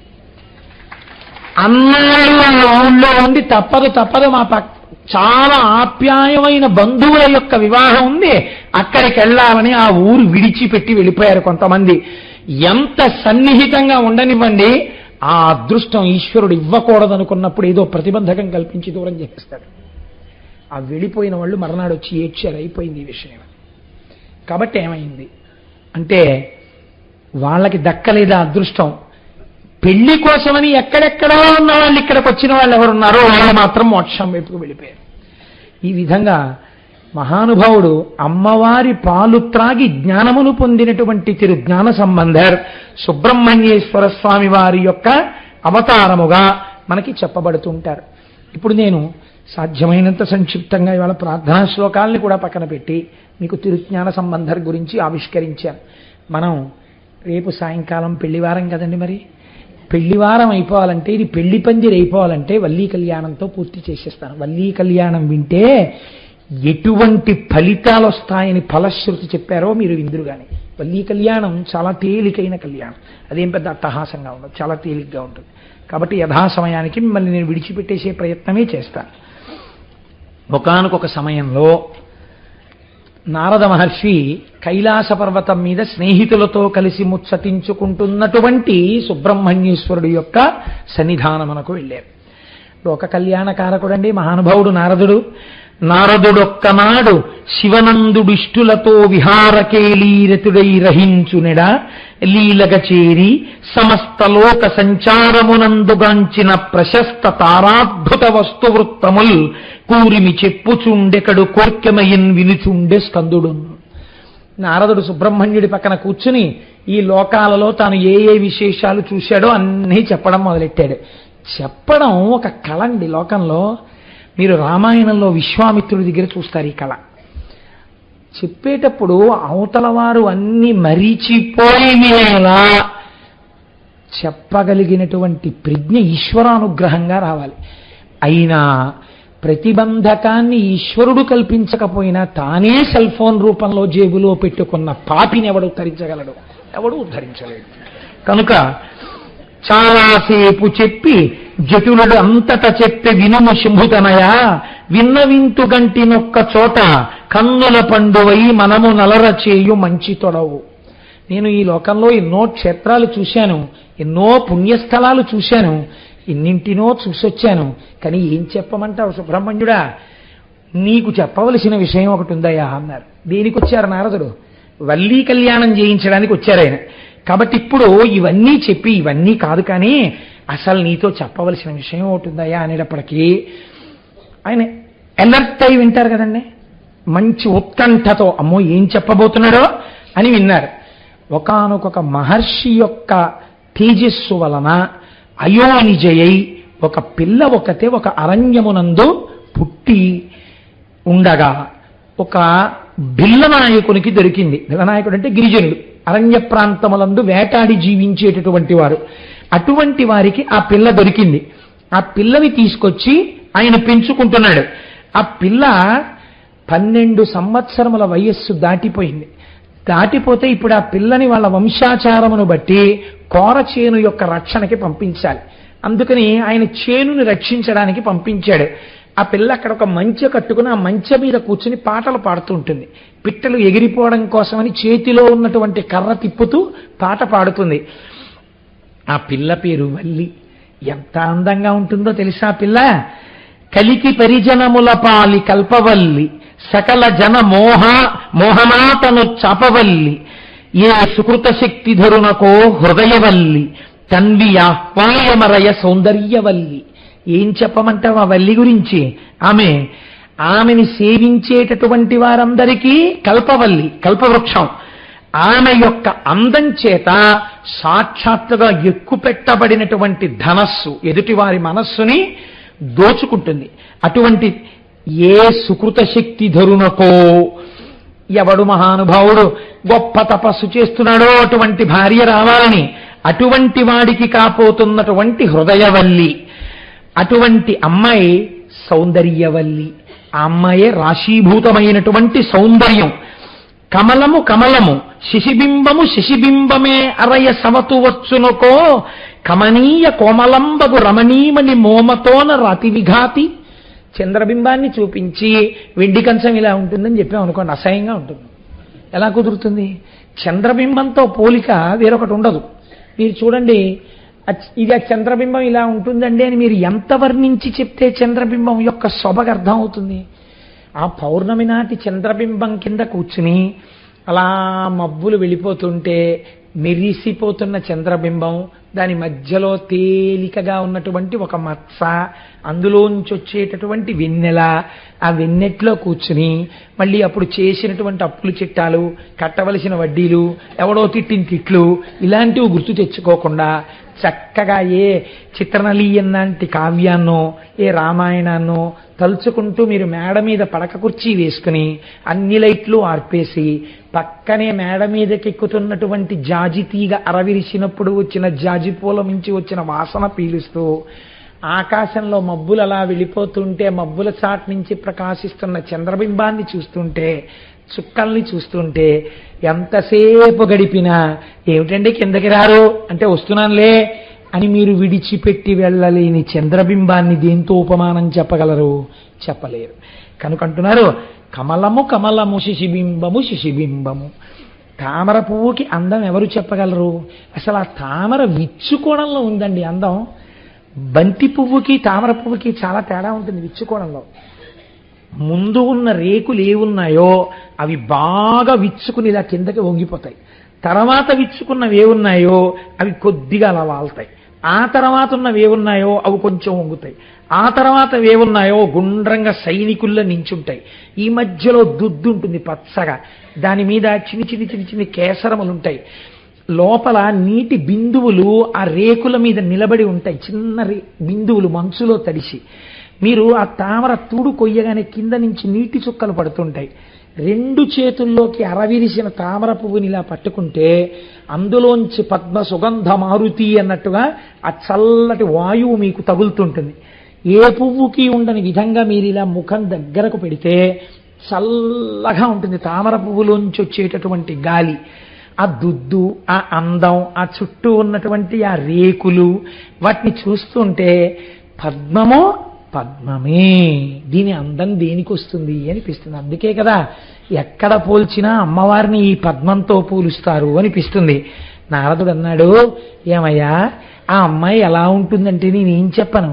చంద్రుడి గురించి చెప్పాలంటే చంద్రుణ్ణి చూడాలి, పద్మం గురించి తెలుసుకోవాలంటే పద్మాన్ని, అలా పద్మ సౌందర్యాన్ని అనుభవించిన వాడై ఉండాలి. అంతేకాని తామర పువ్వుని ముట్టుకోవడంలో మనిషి యొక్క సంస్కారం తెలిసిపోతుందండి. రేకులు పట్టుకుని తామర పువ్వు ఇలా లాగాడనుకోండి, ప్రపంచంలోకెల్లా అసహ్యమైన పూజ, ఈశ్వరుడు నిరసించే పూజ, మనం చూడకూడని పూజ, ఒకరు చెయ్యకూడని పూజ ఏమిటో తెలుసా అండి? పువ్వుని చేతిలో పట్టుకుని రెక్కలు లాగేయడం. నేను చాలా దేవాలయాల్లో చూస్తుంటాను, నీకెవడు చెప్పాడు అలా రెక్కలు విప్పి పూజ చేయమని? ఈశ్వరుడు ఎంత కుందిపోతాడో తెలుసా అండి అలాంటి పిచ్చి పనులు చేస్తే. గులాబీ రేకు యొక్క మొదలు తుంపేసి ఇలా నలిపేసి పువ్వులు చేసేయడం.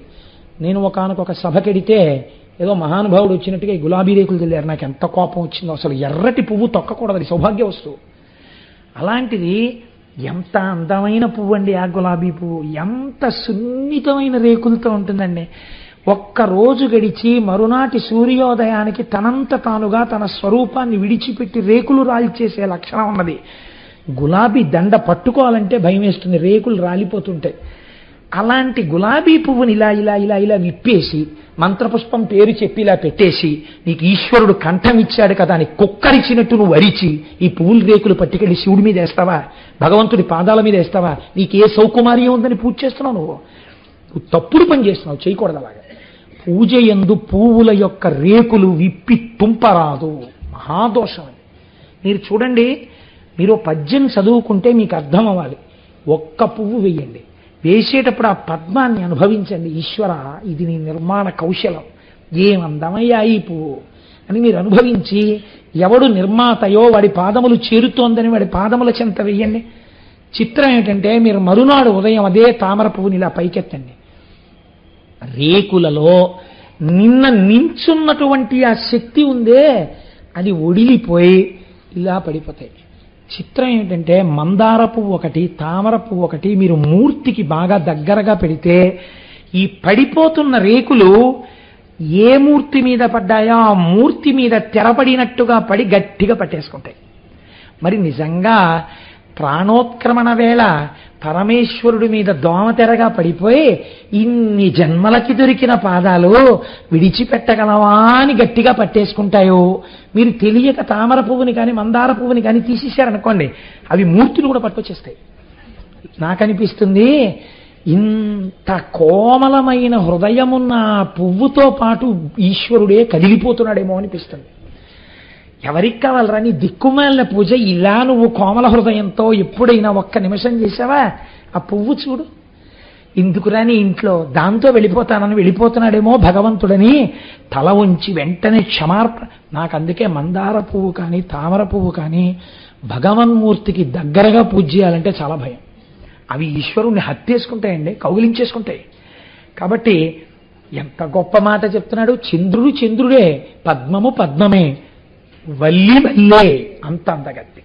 కాబట్టి అటువంటి వల్లి నీ భార్య కావాలి, ఇది నా కోరిక.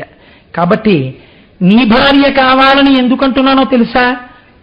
ఎంత చిత్రమైన మాట చెప్పాడో తెలుసా అండి నారదుడు. నిజంగా వల్లి కళ్యాణం పద్యాలన్నీ నేను చెప్పేద్దామని ఓ టిక్కులు పెట్టేస్తాను, కానీ తీరా వచ్చేటప్పటికి గడియారం అనేటటువంటి ఒక వస్తువు ఒకటి ఉంటుంది, అందుకని భయం. సరే, అధిపా చందనగంధి దేహంబు సౌరభమును కలరి ప్రచండ సర్పములు చేరి పాయకున్నవి ఏవేళ పనతి ఆరువేణి అను దంభములు గరి ఎక్క మీరా. ఏమయ్యో నీకు తెలుసా, ఆ పిల్ల చుట్టూ పావులుంటాయి ఎప్పుడు. ఆ పావులు విడిచిపెట్టవు. ఎందుకు విడిచిపెట్టవో తెలుసా? సాధారణంగా పాములు మొగలి చెట్టును ఆశ్రయించి ఉంటాయి ఆ సువాసనకి. అలాగే బాగా పెద్దదైన చందన వృక్షపు యొక్క తొర్రలో పావులు పడుకుంటాయి. వల్లి ఎక్కడుంటే అక్కడ పావులు ఆమె ఒంటిని పట్టుకుని వేలాడుతుంటాయి. ఆ పావులు వదలవు. నువ్వు చూసి భయపడకూడదు సుమా. ఆ పావులున్నాయే వాటికి ఒక చిత్రమైన లక్షణం ఉంది. ఎవరు ఆ పిల్ల ఒంటిని పట్టిన పావుల్ని చూస్తారో వాళ్ళు ఆ పిల్ల సౌందర్యాన్ని విడిచి ఉండలేక పొంగిపోతారు అన్నాడు. ఏమిటి పావులు పట్టుకోవడం ఏమిటి, సౌందర్యం ఏమిటి అనుకున్నాడు సుబ్రహ్మణ్యుడు. ఏమిటో తెలుసా, పావులు అందరూ ఒంటికి అంగరాగములు రాసుకుంటే సువాసనలు వస్తాయి. వల్లి ఒంటి నుంచి సహజంగా సువాసనలు వస్తాయి. ఈ సహజ సువాసనలు పీల్చడానికి పెద్ద పెద్ద పావులు వేలాడుతున్నాయా అన్నట్టుగా, నల్లత్రాచులా అన్నట్టుగా ఆమె యొక్క కేశపాశం వేలాడుతుంటుంది. అంత అందమైన కేశపాశం. పిల్లాడివయ్యో యవ్వనంలో ఉన్నావు, వెళ్ళి వల్లి కేశపాశాన్ని కాని చూశావా? నేను నిజం చెప్తున్నాను, ఆ అమ్మాయి చిటికిన వేలు పుచ్చుకుంటే తప్ప కైలాసానికి రావు. ఇప్పుడు సుబ్రహ్మణ్యుడి మనస్సు ఏమైపోతుందండి? ఆ పిల్లని చూడవలసిందే. ఏదో అంత అందంగా ఉంటుందా అనుకున్నాడు ఆయన. ఎంత అది నిజంగా ఆ మనస్సు రంజిల్లేటట్టుగా అలా చెప్పడం, కళ్యాణకారకం కావడం యోగ్యులైన వారి మధ్య, అది కూడా చాలా గొప్ప విషయం అండి. చిత్రనలీయం చదువుతుంటే మీకు హంసరాయబారంలో ఇలాంటివి ఎన్ని పద్యాలు వస్తాయో నిజంగా. కాబట్టి తావి చైతన్యమలరకుందనపు బొమ్మ స్థైర్యం అవయవముల కల్గు చెప్పల ఎప్పుడు కుందునొందక ఎలరారు ఇందురేక అరయ అఖిల జగన్మోహనాంగిరమణి. ఒక బంగారంతో బొమ్మ చేసి అక్కడ పెట్టారనుకోవా, చాలా గొప్ప అందగత్తెని చూసిన వాడు ఏమంటాడు? అపరంజి బొమ్మ అంటాడు. సాధారణంగా పెళ్లి కూతురు చాలా బాగుందనుకోండి, తండ్రి గారు కానీ ఎవరైనా పెద్దలు, లేకపోతే సాధారణంగా తండ్రి గారు అడిగితే బాగుండదు, తన మనసులో అమ్మాయిని చేసుకుందామని ఉంటే కొడుకు ఏమైనా అంటే నచ్చ చెప్పడం ఎందుకని, మనసు బాగా కనిపెట్టగలిగిన స్నేహితుల చేతో లేకపోతే ఆ వయస్సు బంధువుల చేతో అడిగిస్తారు. వాళ్ళు సాధారణంగా మాట చెప్తారు, ఏమిటి మొహం వంక పెట్టడానికి ఏముందా, పిల్ల బాగుందా అని నిన్ను అడగడానికి మాకే నోరు రావట్లేదు, బంగారం బొమ్మ కదరా అంటారు కదండి. అపరంజి బొమ్మ, బంగారం బొమ్మ అందంగా ఉండొచ్చు, సొబగేది ముట్టుకుంటే. అందుకని నారదుడు అంటున్నాడు, చైతన్యవంతమగు అపరంజి బొమ్మ, ఈ బొమ్మ చైతన్యంతో కూడిన బంగారు బొమ్మ, మా వల్లంటే ఏమనుకుంటున్నావయ్యా అని నారదుడు పొంగిపోతున్నాడు ఆ వల్లి గురించి. అటువంటి వల్లి ఆ వల్లి. కాబట్టి ఒక్కసారి వెళ్ళి చూడు, ఆ వల్లి అంటే ఏమిటో నీకు తెలుస్తుంది. కేవలము బాహ్య సౌందర్యం అనుకుంటున్నావా, అంతః సౌందర్యం అటువంటిది. పార్వతీదేవికి ఉన్నటువంటి సహజ సౌందర్యం ఏదో అటువంటిది ఆవిడికి అబ్బింది. అటువంటిది నీకు భార్య అవుతుంది. ఎందుకంటున్నానో తెలుసా? ఒకనాడు నేను ఏమీ తోచక మా నాన్నగారి దగ్గరికి వెళ్ళి కూర్చున్నాను. మా నాన్నగారు లోకంలో ఉన్న విషయాలన్నీ చెప్తూ మనస్సు బాగా హత్తుకోవడానికి, ఒరే నీతో స్నేహితుడున్నాడే వాడికి ఫలానా అమ్మాయితో వివాహం అవుతుంది, ఎందుకని చతుర్ముఖ బ్రహ్మగారు ఈయనగా రాసింది, అందులో కనుక్కోవడం కోసమని జాతకాలు చెప్పి ఆయన కొడుకు స్నేహితులకు ఎవరెవరు పెళ్ళాలుగా వస్తారో కనుక్కున్నట్టు బ్రహ్మగారి దగ్గరికి వెళ్ళి కూర్చుంటే, అంటే ఏమిటి ఉద్దేశం? తండ్రి గారు కూడా ఆయన కూడా బ్రహ్మగారు కూడా మెల్లిగా కుమారస్వామి మనస్సు పెళ్లి వైపుకి మళ్ళిస్తున్నారు. ఒరే బాబు నీ స్నేహితుల్లో ఫలానా వాడికి ఫలానా వారి అమ్మాయి పెళ్లి అవుతుంది, ఫలానా వారి అబ్బాయికి ఫలానా అమ్మాయి పెళ్లి అవుతుంది అని అన్నీ చెప్పారు. చెప్పినప్పుడు నాతో ఏం చెప్పాడో తెలుసా కుమారా? నారదుడు చెప్తున్నాడు, నారదుడికి చెప్పారనమాట అండి. అందుకని నారదుడు ఇప్పుడు అది వచ్చి సుబ్రహ్మణ్యుడికి చెప్తున్నాడు. మహానుభావుడు అందానికి మారుపేరైన వాడు ఉన్నాడే, జగదంబ అందాలు తన అందాలుగా పుట్టినవాడు. శంకరాచార్యుల వారు అయితే అన్నారు, చంద్రుడికైతే మచ్చ ఉంది, మచ్చలేని చందమామలు 1,000,000 మంది వస్తే సుబ్రహ్మణ్యుడు అన్నారు. అంత అందగాడే. అందగాడైనటువంటి ఆ సుబ్రహ్మణ్యుడికి భార్యగా ఎవరవుతారో తెలుసా? వల్లి భార్య అవుతుంది. దాని చేత కొన్ని విషయాలు లోకానికి తెలుస్తాయిరా అని చెప్పారు. ఆమె నీ భార్య అవుతుందయ్యా అనేటప్పటికీ చూడండి చాలా సంతోషంగా అవుతుంది. ఈయన మనస్సు వినగానే ఏదో చేసుకుందాం అనుకున్నాడు అనుకోండి, నీకు భార్య బహుశా ఇటు దక్షిణం వైపు నుంచి వస్తుందయా, ఓ పల్లెటూరు నుంచి వస్తుందయా, పిల్ల చాలా తెల్లగా ఉంటుందయా అని ఏవో కొన్ని లక్షణాలు చెప్తున్నారు అనుకోండి, అవన్నీ తను మనసులో అనుకుంటున్న పిల్లవే అనుకోండి, మనకు ఆ అమ్మాయితో పెళ్లి అయిపోతుంది అనుకున్న పెళ్లి కొడుకు ఎంత ఆనందపడిపోతాడో అలా సుబ్రహ్మణ్యుడు ఆనందపడిపోయాడు. చిత్రం ఏమిటో తెలుసా అండి? ఆయన్ని ఆ భిల్లపురానికి వెళ్ళిపోయాడు. వెళ్ళిపోయి ఆ వల్లీదేవి యొక్క సౌందర్యాన్ని చూడడం కోసమని ఆవిడ ఎలాగో మంచి దగ్గరికి పొలం కాపాడడానికి వస్తుంది కదా అని అక్కడ నించున్నాడు. ఆయన వెళ్ళి నించునే సమయానికి ముందే నారదుడు వల్లీదేవి ఉన్నటువంటి ప్రాంతానికి వెళ్ళాడు. నారదుడు వచ్చాడని తెలియగానే మహానుభావుడు ఆటవికుడైన ఆ రాజు ఎదురొచ్చాడు. తేనియను జారపప్పును తీయని పలు ఫలములను పువ్వులను తెచ్చి భక్తితోడనిచ్చి సేవించి నిలచిన ఎరుకరేణిగాంచి హర్షించి అనియే అక్కరని మౌని. మంచి మంచి పువ్వులు, కాస్త తేనె, పళ్ళు, ఎవరి దగ్గర ఏ సంపత్తి ఉంటుందో అటువంటిదే కదండి పెడతారు. ఇవన్నీ తీసుకొచ్చి పెట్టారు. నారదుడు వాటన్నింటినీ చూసి సంతోషించి ఒక మాట చెప్పాడు. నీకు ఒక చాలా శుభవార్త చెప్తాను. ఊరకరారు మహాత్ములు అటువంటి వారు వచ్చారంటే మంగళమే కదండి మరి. అందుకని శమమ నీకు నీ సతికి చల్వగు నీ సుతయైన వల్లికా తామరసోద్భవుండు విను ధన్యుని చేయుతలంపుతోడ ఈ శ్రీమతి నీకు పుత్రికను చేసే ప్రియంబుగ వ్యధనాథ మిమ్మీని భవాంబురాసి ధరింపగ చేయును నమ్మునానుడి. నీకు నీ భార్యకి గొప్ప సత్కారం జరగబోతోంది. మిమ్మల్ని ఇద్దరినీ ఈ జన్మతో ఇంక ఉద్ధరించాలనే పరమేశ్వరుడు ఈ పిల్లని నీకు కూతురుగా పంపాడయ్యా. ఈ వల్లి ఎవరనుకుంటున్నావు? ఈ వల్లీదేవిని పెళ్లి చేసుకోబోయేటటువంటి వాడు లోకంలో యవ్వనంలో ఉన్న ప్రతి స్త్రీ ఎవరిని భర్తగా పొందాలని ఇవాళ కోరుకుంటోందో, ఎవడు జగదంబ యొక్క అందాలు పోసుకున్నవాడో, ఎవడు పరమ సౌందర్య రాశి అయిన శంకరుడి యొక్క తేజమును పొందినవాడో, ఎవడు గొప్ప వీరుడో, ఎవడు మహాజ్ఞానియో, ఎవడు దేవసేనాధిపతియో అటువంటి వాడు నీకు అల్లుడు కాబోతున్నాడు. నీ అదృష్టమే అదృష్టం అంటే ఆయన అన్నాడు. ఎవరికి తోచిన సంస్కారంతో వాళ్ళు మాట్లాడతారు కదండి. ఈ మంచి మాట విని, దేవరా నా సుతకు మగండేవాడిట్టిండగునకో ఇరిగింపుము పిండేవేళయగునో మీ నుడి ఆ వేదము పగిది సత్యమందరు గరువల్. అయ్యా మీరు చెప్పిన మాట నాకు చాలా సంతోషంగా ఉంది. ఈ పిల్లకి ఎప్పుడు పెళ్ళవుతుందో, ఈ పెళ్లివారందరూ ఎప్పుడు మా ఇంటికి వస్తారో ఏమిటో ఒక్కసారి నాకు చెప్దురు అన్నారు. అంటే నారదుడు పరమ సంతోషంగా అన్నాడు. శివునకు కట్టురాసుతకు చెల్వకు నందనుడాదితేయ సైన్య విభుండు తారకాసురుని హంత ప్రలంబ విఘాతి బాణ దైత్య వధకరుండు క్రౌంచగిరి దారుణడాఢ్యుడు కార్తికేయుడి అవలిని రాణిగా ననగలండు ధ్రువంబు వనేచరగ్రణి. ఓరి వెర్రివాడా, నువ్వే ప్రయత్నాలు చెయ్యక్కర్లేదురా, వచ్చేస్తున్నాడు. క్రౌంచ పర్వతాన్ని భేదించినవాడు, తారకాసుర సంహారం చేసినవాడు, శూరపద్ముణ్ణి సంహరించినవాడు, శక్తి ఆయుధాన్ని పట్టుకున్నవాడు, కార్తికేయుడిని పేరున్నవాడు, పార్వతీ పరమేశ్వరుల యొక్క పుత్రుడైన వాడు తనంత తానుగా వచ్చి వలచి తీసుకెళ్తాడు నీకన్నేని. నువ్వేం బెంగ పెట్టుకోగల కూర్చో చాలు. చాలా పొంగిపోయాడు.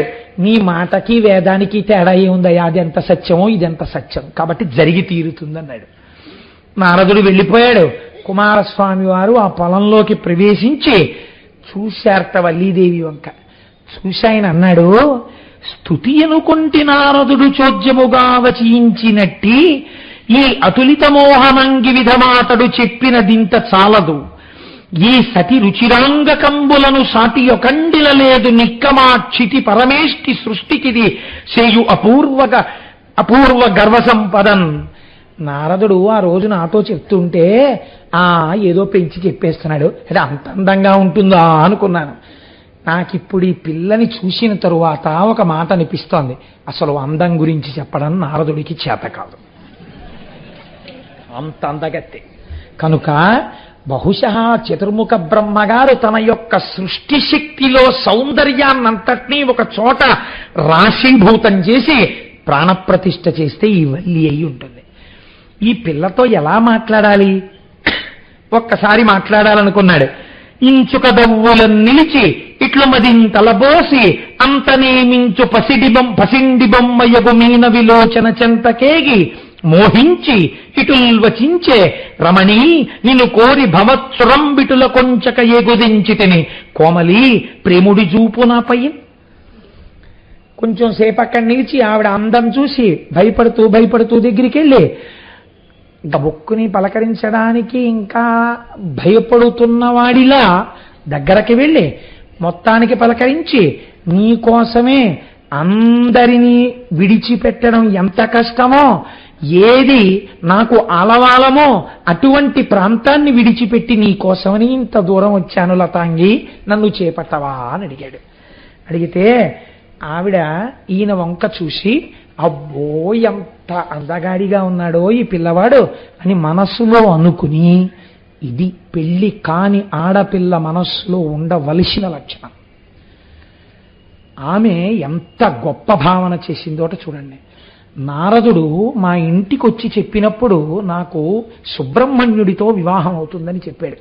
ఈ పిల్లవాడు చాలా అందగాడు కావచ్చు, నా మనసు దోచుకుంటున్నవాడు కావచ్చు, కానీ నా మనస్సు యందు అటువంటి పాపపంకిలమైన భావన కలుగరాదు.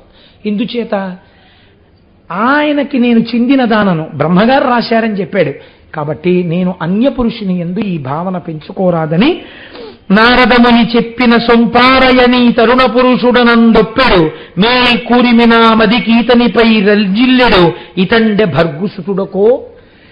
ఒకవేళ నిజంగా నారదుడు చెప్పినట్టుగా ఇతడే కాని ఆ పార్వతీ పరమేశ్వరుల యొక్క కుమారుడయ్యుంటే నా రొట్టె విరిగి నీతిలో పడినట్టు కదా అనుకుని ఆయన అడిగిన మాటకి జవాబు చెప్పింది. ఎంత మర్యాదగా మాట్లాడిందో చూడండి. సరే రండి అయితే ఇద్దరం చిలకా గోరింకల్లా ఎగిరిపోదాం అనలేదు ఆవిడ. కన్యను తల్లిదండ్రులు కలరు బిల్ల దంపతులు నాకు, అదిగాక తరుణరాజభూషణ కుమారునాత్మని ఆత్మ విభునిగా కోరి అర్పణము చేసి తిని హృదయంబు తనకు. నేను తల్లిదండ్రులకు కుమార్తెని, ఇంట్లో పెద్దవాళ్ళు ఉన్నారు, ఎక్కడ పడితే అక్కడ ఇలా నువ్వు వచ్చి మాట్లాడచ్చా? ఆటవిక కన్యలా ఉంది, ఎంత సంస్కారంతో మాట్లాడుతుందో చూడండి. ఇలా అడగచ్చా? మా తల్లిదండ్రులను అడగాలి. అయినా నీకు ఒక మాట చెప్పనా, చంద్రరేఖలు శిరస్సున అలంకారముగా ధరించేటటువంటి పార్వతీ పరమేశ్వరుల యొక్క కుమారుడైనటువంటి కుమారస్వామి నాకు భర్త అవుతాడని నారదుడు చెప్పాడు. అంచేత నా మనస్సాయనకి అర్పింపబడింది అని చెప్పింది.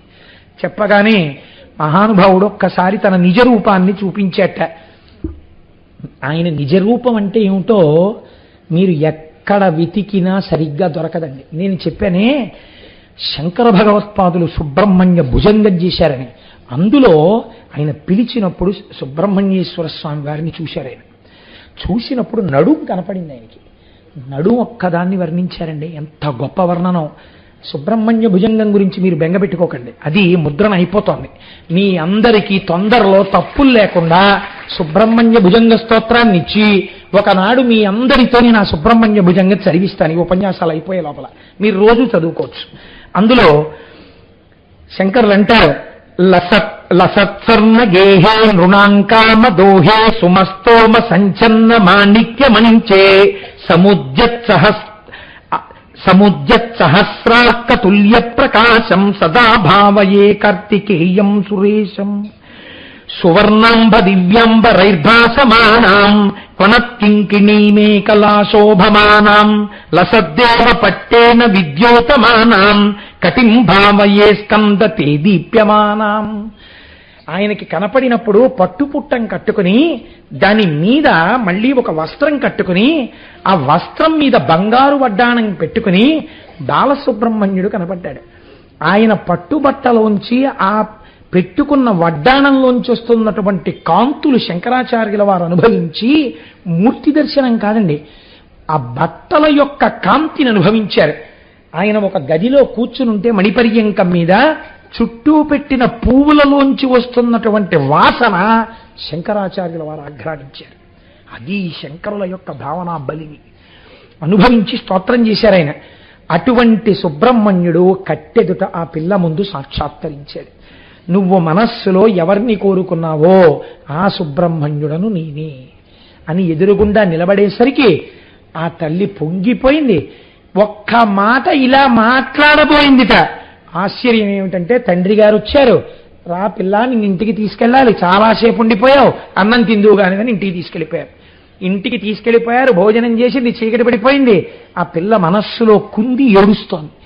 అయ్యో ఎక్కడి మహానుభావుడు, అన్ని లోకాలలో ఉన్నటువంటి కన్యలు ఆయన్ని పొందుదాం అనుకుంటున్నారు, ఆయన నన్ను పొందడానికి తానే వచ్చాడు, పంట పొలానికి వచ్చాడు, నన్ను ఆయన స్తోత్రం చేశాడు, నిన్ను నేను పొందుతాను అని అడిగాడు.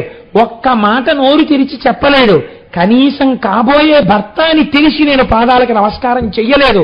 బ్రహ్మగారు నిర్ణయించిన వాడిని తెలిసి కూడా నేను పలకలేదు. నా వల్ల ఎంత అపచారం జరిగింది. ఉంటాడో వెళ్ళిపోతాడో. ఏమి పద్యరచన చేశారండి అవన్నీ. కాబట్టి అని కుందుతూ ఏడుస్తోందిట. చెలికెత్తె వచ్చి చూసింది. ఎందుకమ్మా బెంగపెట్టుకుంటావు? బెంగపెట్టుకోక ఒక ఉత్తరం రాసి ఒక ఆకు మీద నీ భావాలు రాయి. ఈ కారణం చేత నేను మీకు నమస్కరించలేకపోయానని రాయి. పట్టికెళ్ళి ఆయనకి ఇస్తాను. ఆయన్నన్నా ఇక్కడికి తెస్తాను, నిన్నన్నా అక్కడికి తీసుకెడతాను. అంటే వల్లీదేవి అంది, ఇంకెక్కడుంటాడమ్మా, నేను ఒక్క మాట మాట్లాడకుండా వచ్చేస్తే ఆయన ఉంటాడా అంది. అంటే ఆవిడంది, ఇలాంటి విషయాల్లో నేను చాలా పరిణితి చెందిన దానను. కోరి వచ్చిన పురుషుడు గేటు ఎదురుగుండా చెట్టు మీద హీరో హోండా మీద కూర్చుని అదే పనిగా చూసినట్టు అలాగే ఉంటాడు తప్ప వెళ్ళడు. మళ్ళీ నువ్వు వస్తావని ఏ సరోవరమో చెట్టో పుట్టో పట్టు కూర్చునే ఉంటాడు. నేను ఎలాంటి ప్రదేశాల్లో ఇలాంటి వాళ్ళు కూర్చుంటారో కూడా నాకు బాగా తెలుసు. పెద్ద పెద్ద చెట్లుండి చీకటి బాగా ఉండి జనసంచారం లేని వీధులు ఇలాంటివి ఎంచుకుంటుంటారు. కాబట్టి ఎక్కడుంటాడో నేను చూస్తాను అని గబగబా వెళ్ళింది. పుష్పవాటిక యందు ఒక సరోవరం ఒడ్డున కూర్చుని ఉన్నారు. సుబ్రహ్మణ్యుడి దగ్గరికి వెళ్ళి ఈ పత్రం మీద రాసిన శ్లోకాన్ని చూపించింది. ఆయన చదివి అన్నారట, అయ్యో ఇంత కుందిపోతోందా, నేను మళ్ళీ కనపడుతుందనే ఇక్కడ కూర్చున్నాను, రా వెళ్ళిపోదాం అన్నాడు. మీరు రాకండి, బాగుండదు, నేనే పిల్లని తీసుకొస్తానని వల్లీదేవిని తీసుకొచ్చింది. వల్లీ సుబ్రహ్మణ్యులిద్దరూ ఆ సరోవరం ఒడ్డున కూర్చుని మనసారా మాట్లాడుకుంటూ కూర్చున్నారు. ఈలోగా భళ్ళున తెల్లవారింది. పిల్ల ఇంట్లో కనపడలేదు. భర్తకి చెప్పింది ఆవిడ. అందరూ కలిసి పిల్ల ఎక్కడుందని వెతుకుతూ వచ్చారు. సరోవరం ఒడ్డున ఇద్దరు చక్కగా మాట్లాడుకుంటూ కనపడ్డారు. వెంటనే ఈ బిల్లనాయకుడికి సుబ్రహ్మణ్యుడని తెలియదుగా, ఆయన కూడా ఒక వేటగాడి వేషంలో ఉన్నాడు. అప్పుడు ఓయితుంటరి, రాత్రంతా నా కూతురితో కలిసి కూర్చుని సరోవరం దగ్గర మాట్లాడావా? ఎవరనుకుంటున్నావు నా కూతురంటే? సుబ్రహ్మణ్యుడికి కాబోయే భార్య. ఎంత పని చేశావురా అని తన పరివారంతో కలిసి బాణాలన్నింటినీ ఆయన మీద ప్రయోగించారు. ఇన్ని బాణములు ఆయన మీద ప్రయోగిస్తుంటే హేళగా నవ్వుతూ వాటిని స్వీకరించి వల్లి బెంగ పెట్టుకుంటోందని ఒక్కసారి వల్లెమ్మ వంక చూసి నువ్వు బెంగ పెట్టుకోకని ఒక్క సమ్మోహనాస్త్రాన్ని ప్రయోగించారు. ఆయన ప్రయోగించిన సమ్మోహనాస్త్రానికి అందరూ కింద పడిపోయారు. నేనైతే అంటాను, అసలు సమ్మోహనాస్త్రం వెయ్యాలా? ఒక్కసారి ఆయన కనపడితే చాలు, ఇంకా దర్శనం ఇవ్వద్దు అనుకున్నారేమో. అందరూ పడిపోయి అందరూ స్పృహ తప్పిపోయారు. తప్పిపోయిన తరువాత అప్పుడు వల్లీదేవి ఏడ్చింది, అయ్యో నా వాళ్ళందరూ ఇలా పడిపోయారని. స్వామి అనుగ్రహించారు. వాళ్ళు లేస్తూనే మళ్ళీ ఎవడక్కడ, ఏడి ఏడి అంటూ లేచారు.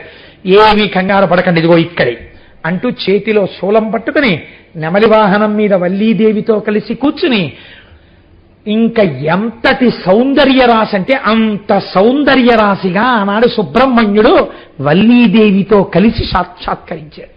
ఆ బిల్లులందరూ నేల మీద పడి సాష్టాంగ నమస్కారం చేసి పొంగిపోయారు. పొంగిపోయిన తరువాత ఇత పూర్వమే దేవసేననిచ్చి వివాహం చేశాడు కదండి ఇంద్రుడు. ఆ దేవసేనతో కూడుకున్న వాడై, పార్వతీ పరమేశ్వరులతో కూడినటువంటి వాడై మహానుభావుడు ఆ నారదుడు అక్కడికి వచ్చాడు. వీళ్ళందరూ చూశారు. చూసిన తరువాత షణ్ముఖుండు పురందర జాతకిలిని వల్లి తెరగిరింగించి అంబామహేశ్వరులకు వల్లియూత జోత సలిపి వారి అనుమతి వసించే పత్నీద్వయంబు తోడా. ఇంతలో వచ్చినటువంటి పార్వతీ పరమేశ్వరుల్ని చూసి అలా ఉండిపోయింది వల్లెమ్మ. ఉండిపోతే, అయ్యో వల్లెమ్మ అలా ఉండిపోకు, ఎదురుగుండా వచ్చిన వాళ్ళు ఎవరో తెలుసా? పార్వతీ పరమేశ్వరులు. కాబట్టి వారికి నమస్కారం చెయ్యి అంటే, అమ్మ బాబోయ్ నా అదృష్టమే అదృష్టం. పుట్టి పెరిగింది భిల్ల జాతి యందు, చేసినది కొర్ర పైరుకున్నటువంటి ఒక కేవలంగా ఆ కంచె మీదకెక్కి పిట్టలగిరిపోయే పాటలు పాడాను. ఒక్కనాడు నీ చేసిన స్తోత్రం లేదు, ఒక్కనాడు నీ చేసిన పూజ లేదు. ఎందరో కన్యలు తన కోసం ఎదురు చూస్తుంటే తానే నా కోసమని వచ్చి నా వారికి తన నిజరూప దర్శనం చేయించి నన్ను తనదిగా చేసుకుని తన తల్లిదండ్రులే ఇక్కడికి వచ్చేటట్టు చేసి నా చేత వారికి నమస్కరింపచేస్తున్నాడు. ఏమి భాగ్యం, ఏమి భాగ్యమని వల్లెమ్మప్పుడు పార్వతీ పరమేశ్వరులకు నమస్కరించిందిట. నమస్కరించిన తరువాత వల్లెమ్మ వల్లెమ్మ అండంలో నా హృదయం వేరు కాబట్టి నమస్కరించి కొన్ని రహస్యాలు అలా అరవకూడదమ్మా. కాబట్టి నమస్కరించిన తరువాత అప్పుడు సంతోషంగా పార్వతీ పరమేశ్వరులతో దేవసేనతో కలిసి ఏ అరమరిక లేకుండా ఆనాటి నుంచి ఈనాటి వరకు భక్తుల కోర్కెలు అనుగ్రహించడానికి తిరుత్తణి యందు వెలసి ఉన్నాడు. తెల్లగా ఉండేటటువంటి సుబ్రహ్మణ్యుడు ఎర్రగా ఉండేటటువంటి వల్లిని ఆలింగనం చేసుకున్నప్పుట వల్లీదేవి ఎర్రటిది వక్షస్థలమునందు కుంకుమ అలదుకునుంది. ఈ ఎర్రని కుంకుమ ఎర్రటి వక్షస్థలం నుంచి భర్త హత్తుకున్నప్పుడు బుగ్గలలో పుట్టినటువంటి అనురాగ కాంతులతో కలిసి ఒక కొత్త ఎర్రటి కాంతి, చిక్కటి కాంతి పుట్టి ఈ కాంతి సుబ్రహ్మణ్యుడి యొక్క గుండెల మీద పరుచుకుని తెల్లటి సుబ్రహ్మణ్యుడి గుండెలు ఎర్రగా మారితే ఇంతటి ఎరుపు ఎంతటి అమాయకులనైనా తనవారిగా తానే వచ్చి చేసుకోగలిగిన దయాద్రహృదయుడైన సుబ్రహ్మణ్యుడిని ఆ వల్లిని ఆలింగనము చేసుకున్న సుబ్రహ్మణ్య స్వరూపమునందు ఆయన వక్షస్థలమునందు మెరిసిన కాంతులు మాకు చెప్తున్నాయి. అటువంటి వల్లి ఆలింగనము చేసిన కళ్యాణ సుబ్రహ్మణ్యుడికి నా జోదలు జోదలు జోదలని శంకరాచార్యుల వారు పరవశించిపోయారు. కనుక ఒకరు దేవసేన ఇంద్రుడి భార్య, వేరొకరు భిల్లకాంత వల్లి. ఆయన భక్తికి రెండు వేపులా లొంగిపోయేవాడే. దేవసేనని ఇంద్రుడు తెచ్చి వివాహం చేశాడు. వల్లీ కళ్యాణానికి సుబ్రహ్మణ్యుడే వచ్చి చేసుకున్నాడు. ఎంత అధికారమున్నవాడో, ఎంత జ్ఞానమున్నవాడో, ఎంత సౌందర్యవంతుడో, ఎంత గొప్పవాడో, అంత కారుణ్యమున్నవాడు. అది పార్వతీ పరమేశ్వరుల యొక్క సమాగమ ఫలితం. ఇద్దరి యొక్క దయ వర్షిస్తే సుబ్రహ్మణ్యుడు ఆయన అడిగింది ఒక్కటి, మీరు ఏం చెయ్యక్కర్లేదు, 2 పాలకుండలు కట్టుకుని నా కావిడెత్తండి, మిమ్మల్ని రక్షించేస్తానన్నాడు. రేపు ఉదయం మీకు సమయం అవి చెప్పి ఉంటారు, చక్కగా రండి, చూస్తే చాలండి కళ్ళభాగ్యం, ఆ వైభవం ఏమిటో మీరు చూద్దురు. కానీ మన వంశాభివృద్ధి చేసిన పాపాలన్నీ దగ్ధమైపోతాయి. చక్కగా బయలుదేరి వెడదాం. ఆ తర్వాత ఆర్జితం గృహస్థాస్ అందులోకి వస్తారు. అక్కడ వల్లీ దేవసేనా సమేత సుబ్రహ్మణ్యేశ్వర స్వామి వారి మూర్తుల్ని రేపు మీరు చూస్తే తెల్లబోతారు. నేను ఉట్టినే చెప్పట్లేదు, సుబ్రహ్మణ్యాంశ అందులో ప్రవేశించేసింది. అటువంటి మూర్తులు తయారైపోయాయి. వచ్చేశాడు పరమాత్మ. రేపు తెల్లవారుజామున వాయుప్రతిష్ఠ చేస్తారు. చేసి పాలాభిషేకం, కావడిలో వచ్చిన పాలు, పెరుగు, తేనె, విభూతి, పంచదార భక్తులు తెచ్చిన గంగాళాల్లోంచి కూడా చేస్తారు. ఈ అభిషేకం అంతా అయిపోయిన తర్వాత పురుషులు పంచావుత్తరీయం తప్ప చొక్కా వేసుకోకూడదు. పాదాలకి పాదుకలు లేకుండా నడవగలిగిన వారు సాధ్యమైనంత వరకు పాదరక్షలు వేసుకోవద్దు. పాదరక్షలు వేసుకోకపోతే చిన్న పుండు పడినా ప్రమాదం తేగలిగిన వ్యాధులు మా శరీరమునందు ఉన్నాయన్నవారు ఈశ్వరుడికి క్షమార్పణ చెప్పి పాదుకలు వేసుకుని కావడి పట్టుకుని రేపటి రోజున తెల్లవారుజామున తలస్నానం చేసి మన జీవితాన్ని ఉద్ధరించడానికి జన్మానికి ఒక్క శివరాత్రి ప్రత్యేకించి కావడి ఎత్తే వాళ్ళందరూ తలస్నానం చేసి, పురుషులు 3 రేఖలుగా విభూతి ధారణ చేసి, విభూతి యొక్క గొప్పతనం ఏమిటో మీరు వింటున్నారు, 3 రేఖలుగా విభూతి ధారణ చేసి ప్రాంగణంలో ప్రవేశించి చక్కగా కావడి పట్టుకుని, అది మనకి రక్ష, మన పిల్లలకు రక్ష. నేను మీకు చెప్పలేదు, దాట వీశాను ఒక చోట, పెళ్లి కాని ఆడపిల్లలు కావడి ఎత్తినా, కావడి చూసినా యోగ్యుడైన వరుడు వస్తాడు. అనారోగ్యంతో కుమిలిపోతున్న వాళ్ళు ఆ కావడి చూసినా, నమస్కరించినా అనారోగ్యం తగ్గుతుంది. గర్భము ధరించనటువంటి వారు కావడి వెడుతున్నప్పుడు పడుకుంటే వారి మించి కావడి ఉన్నవారు దాటితే వారికి సంతానము కలగకుండా ఉన్న పాపము పరిహరింపబడుతుంది. నాకు తెలుసు.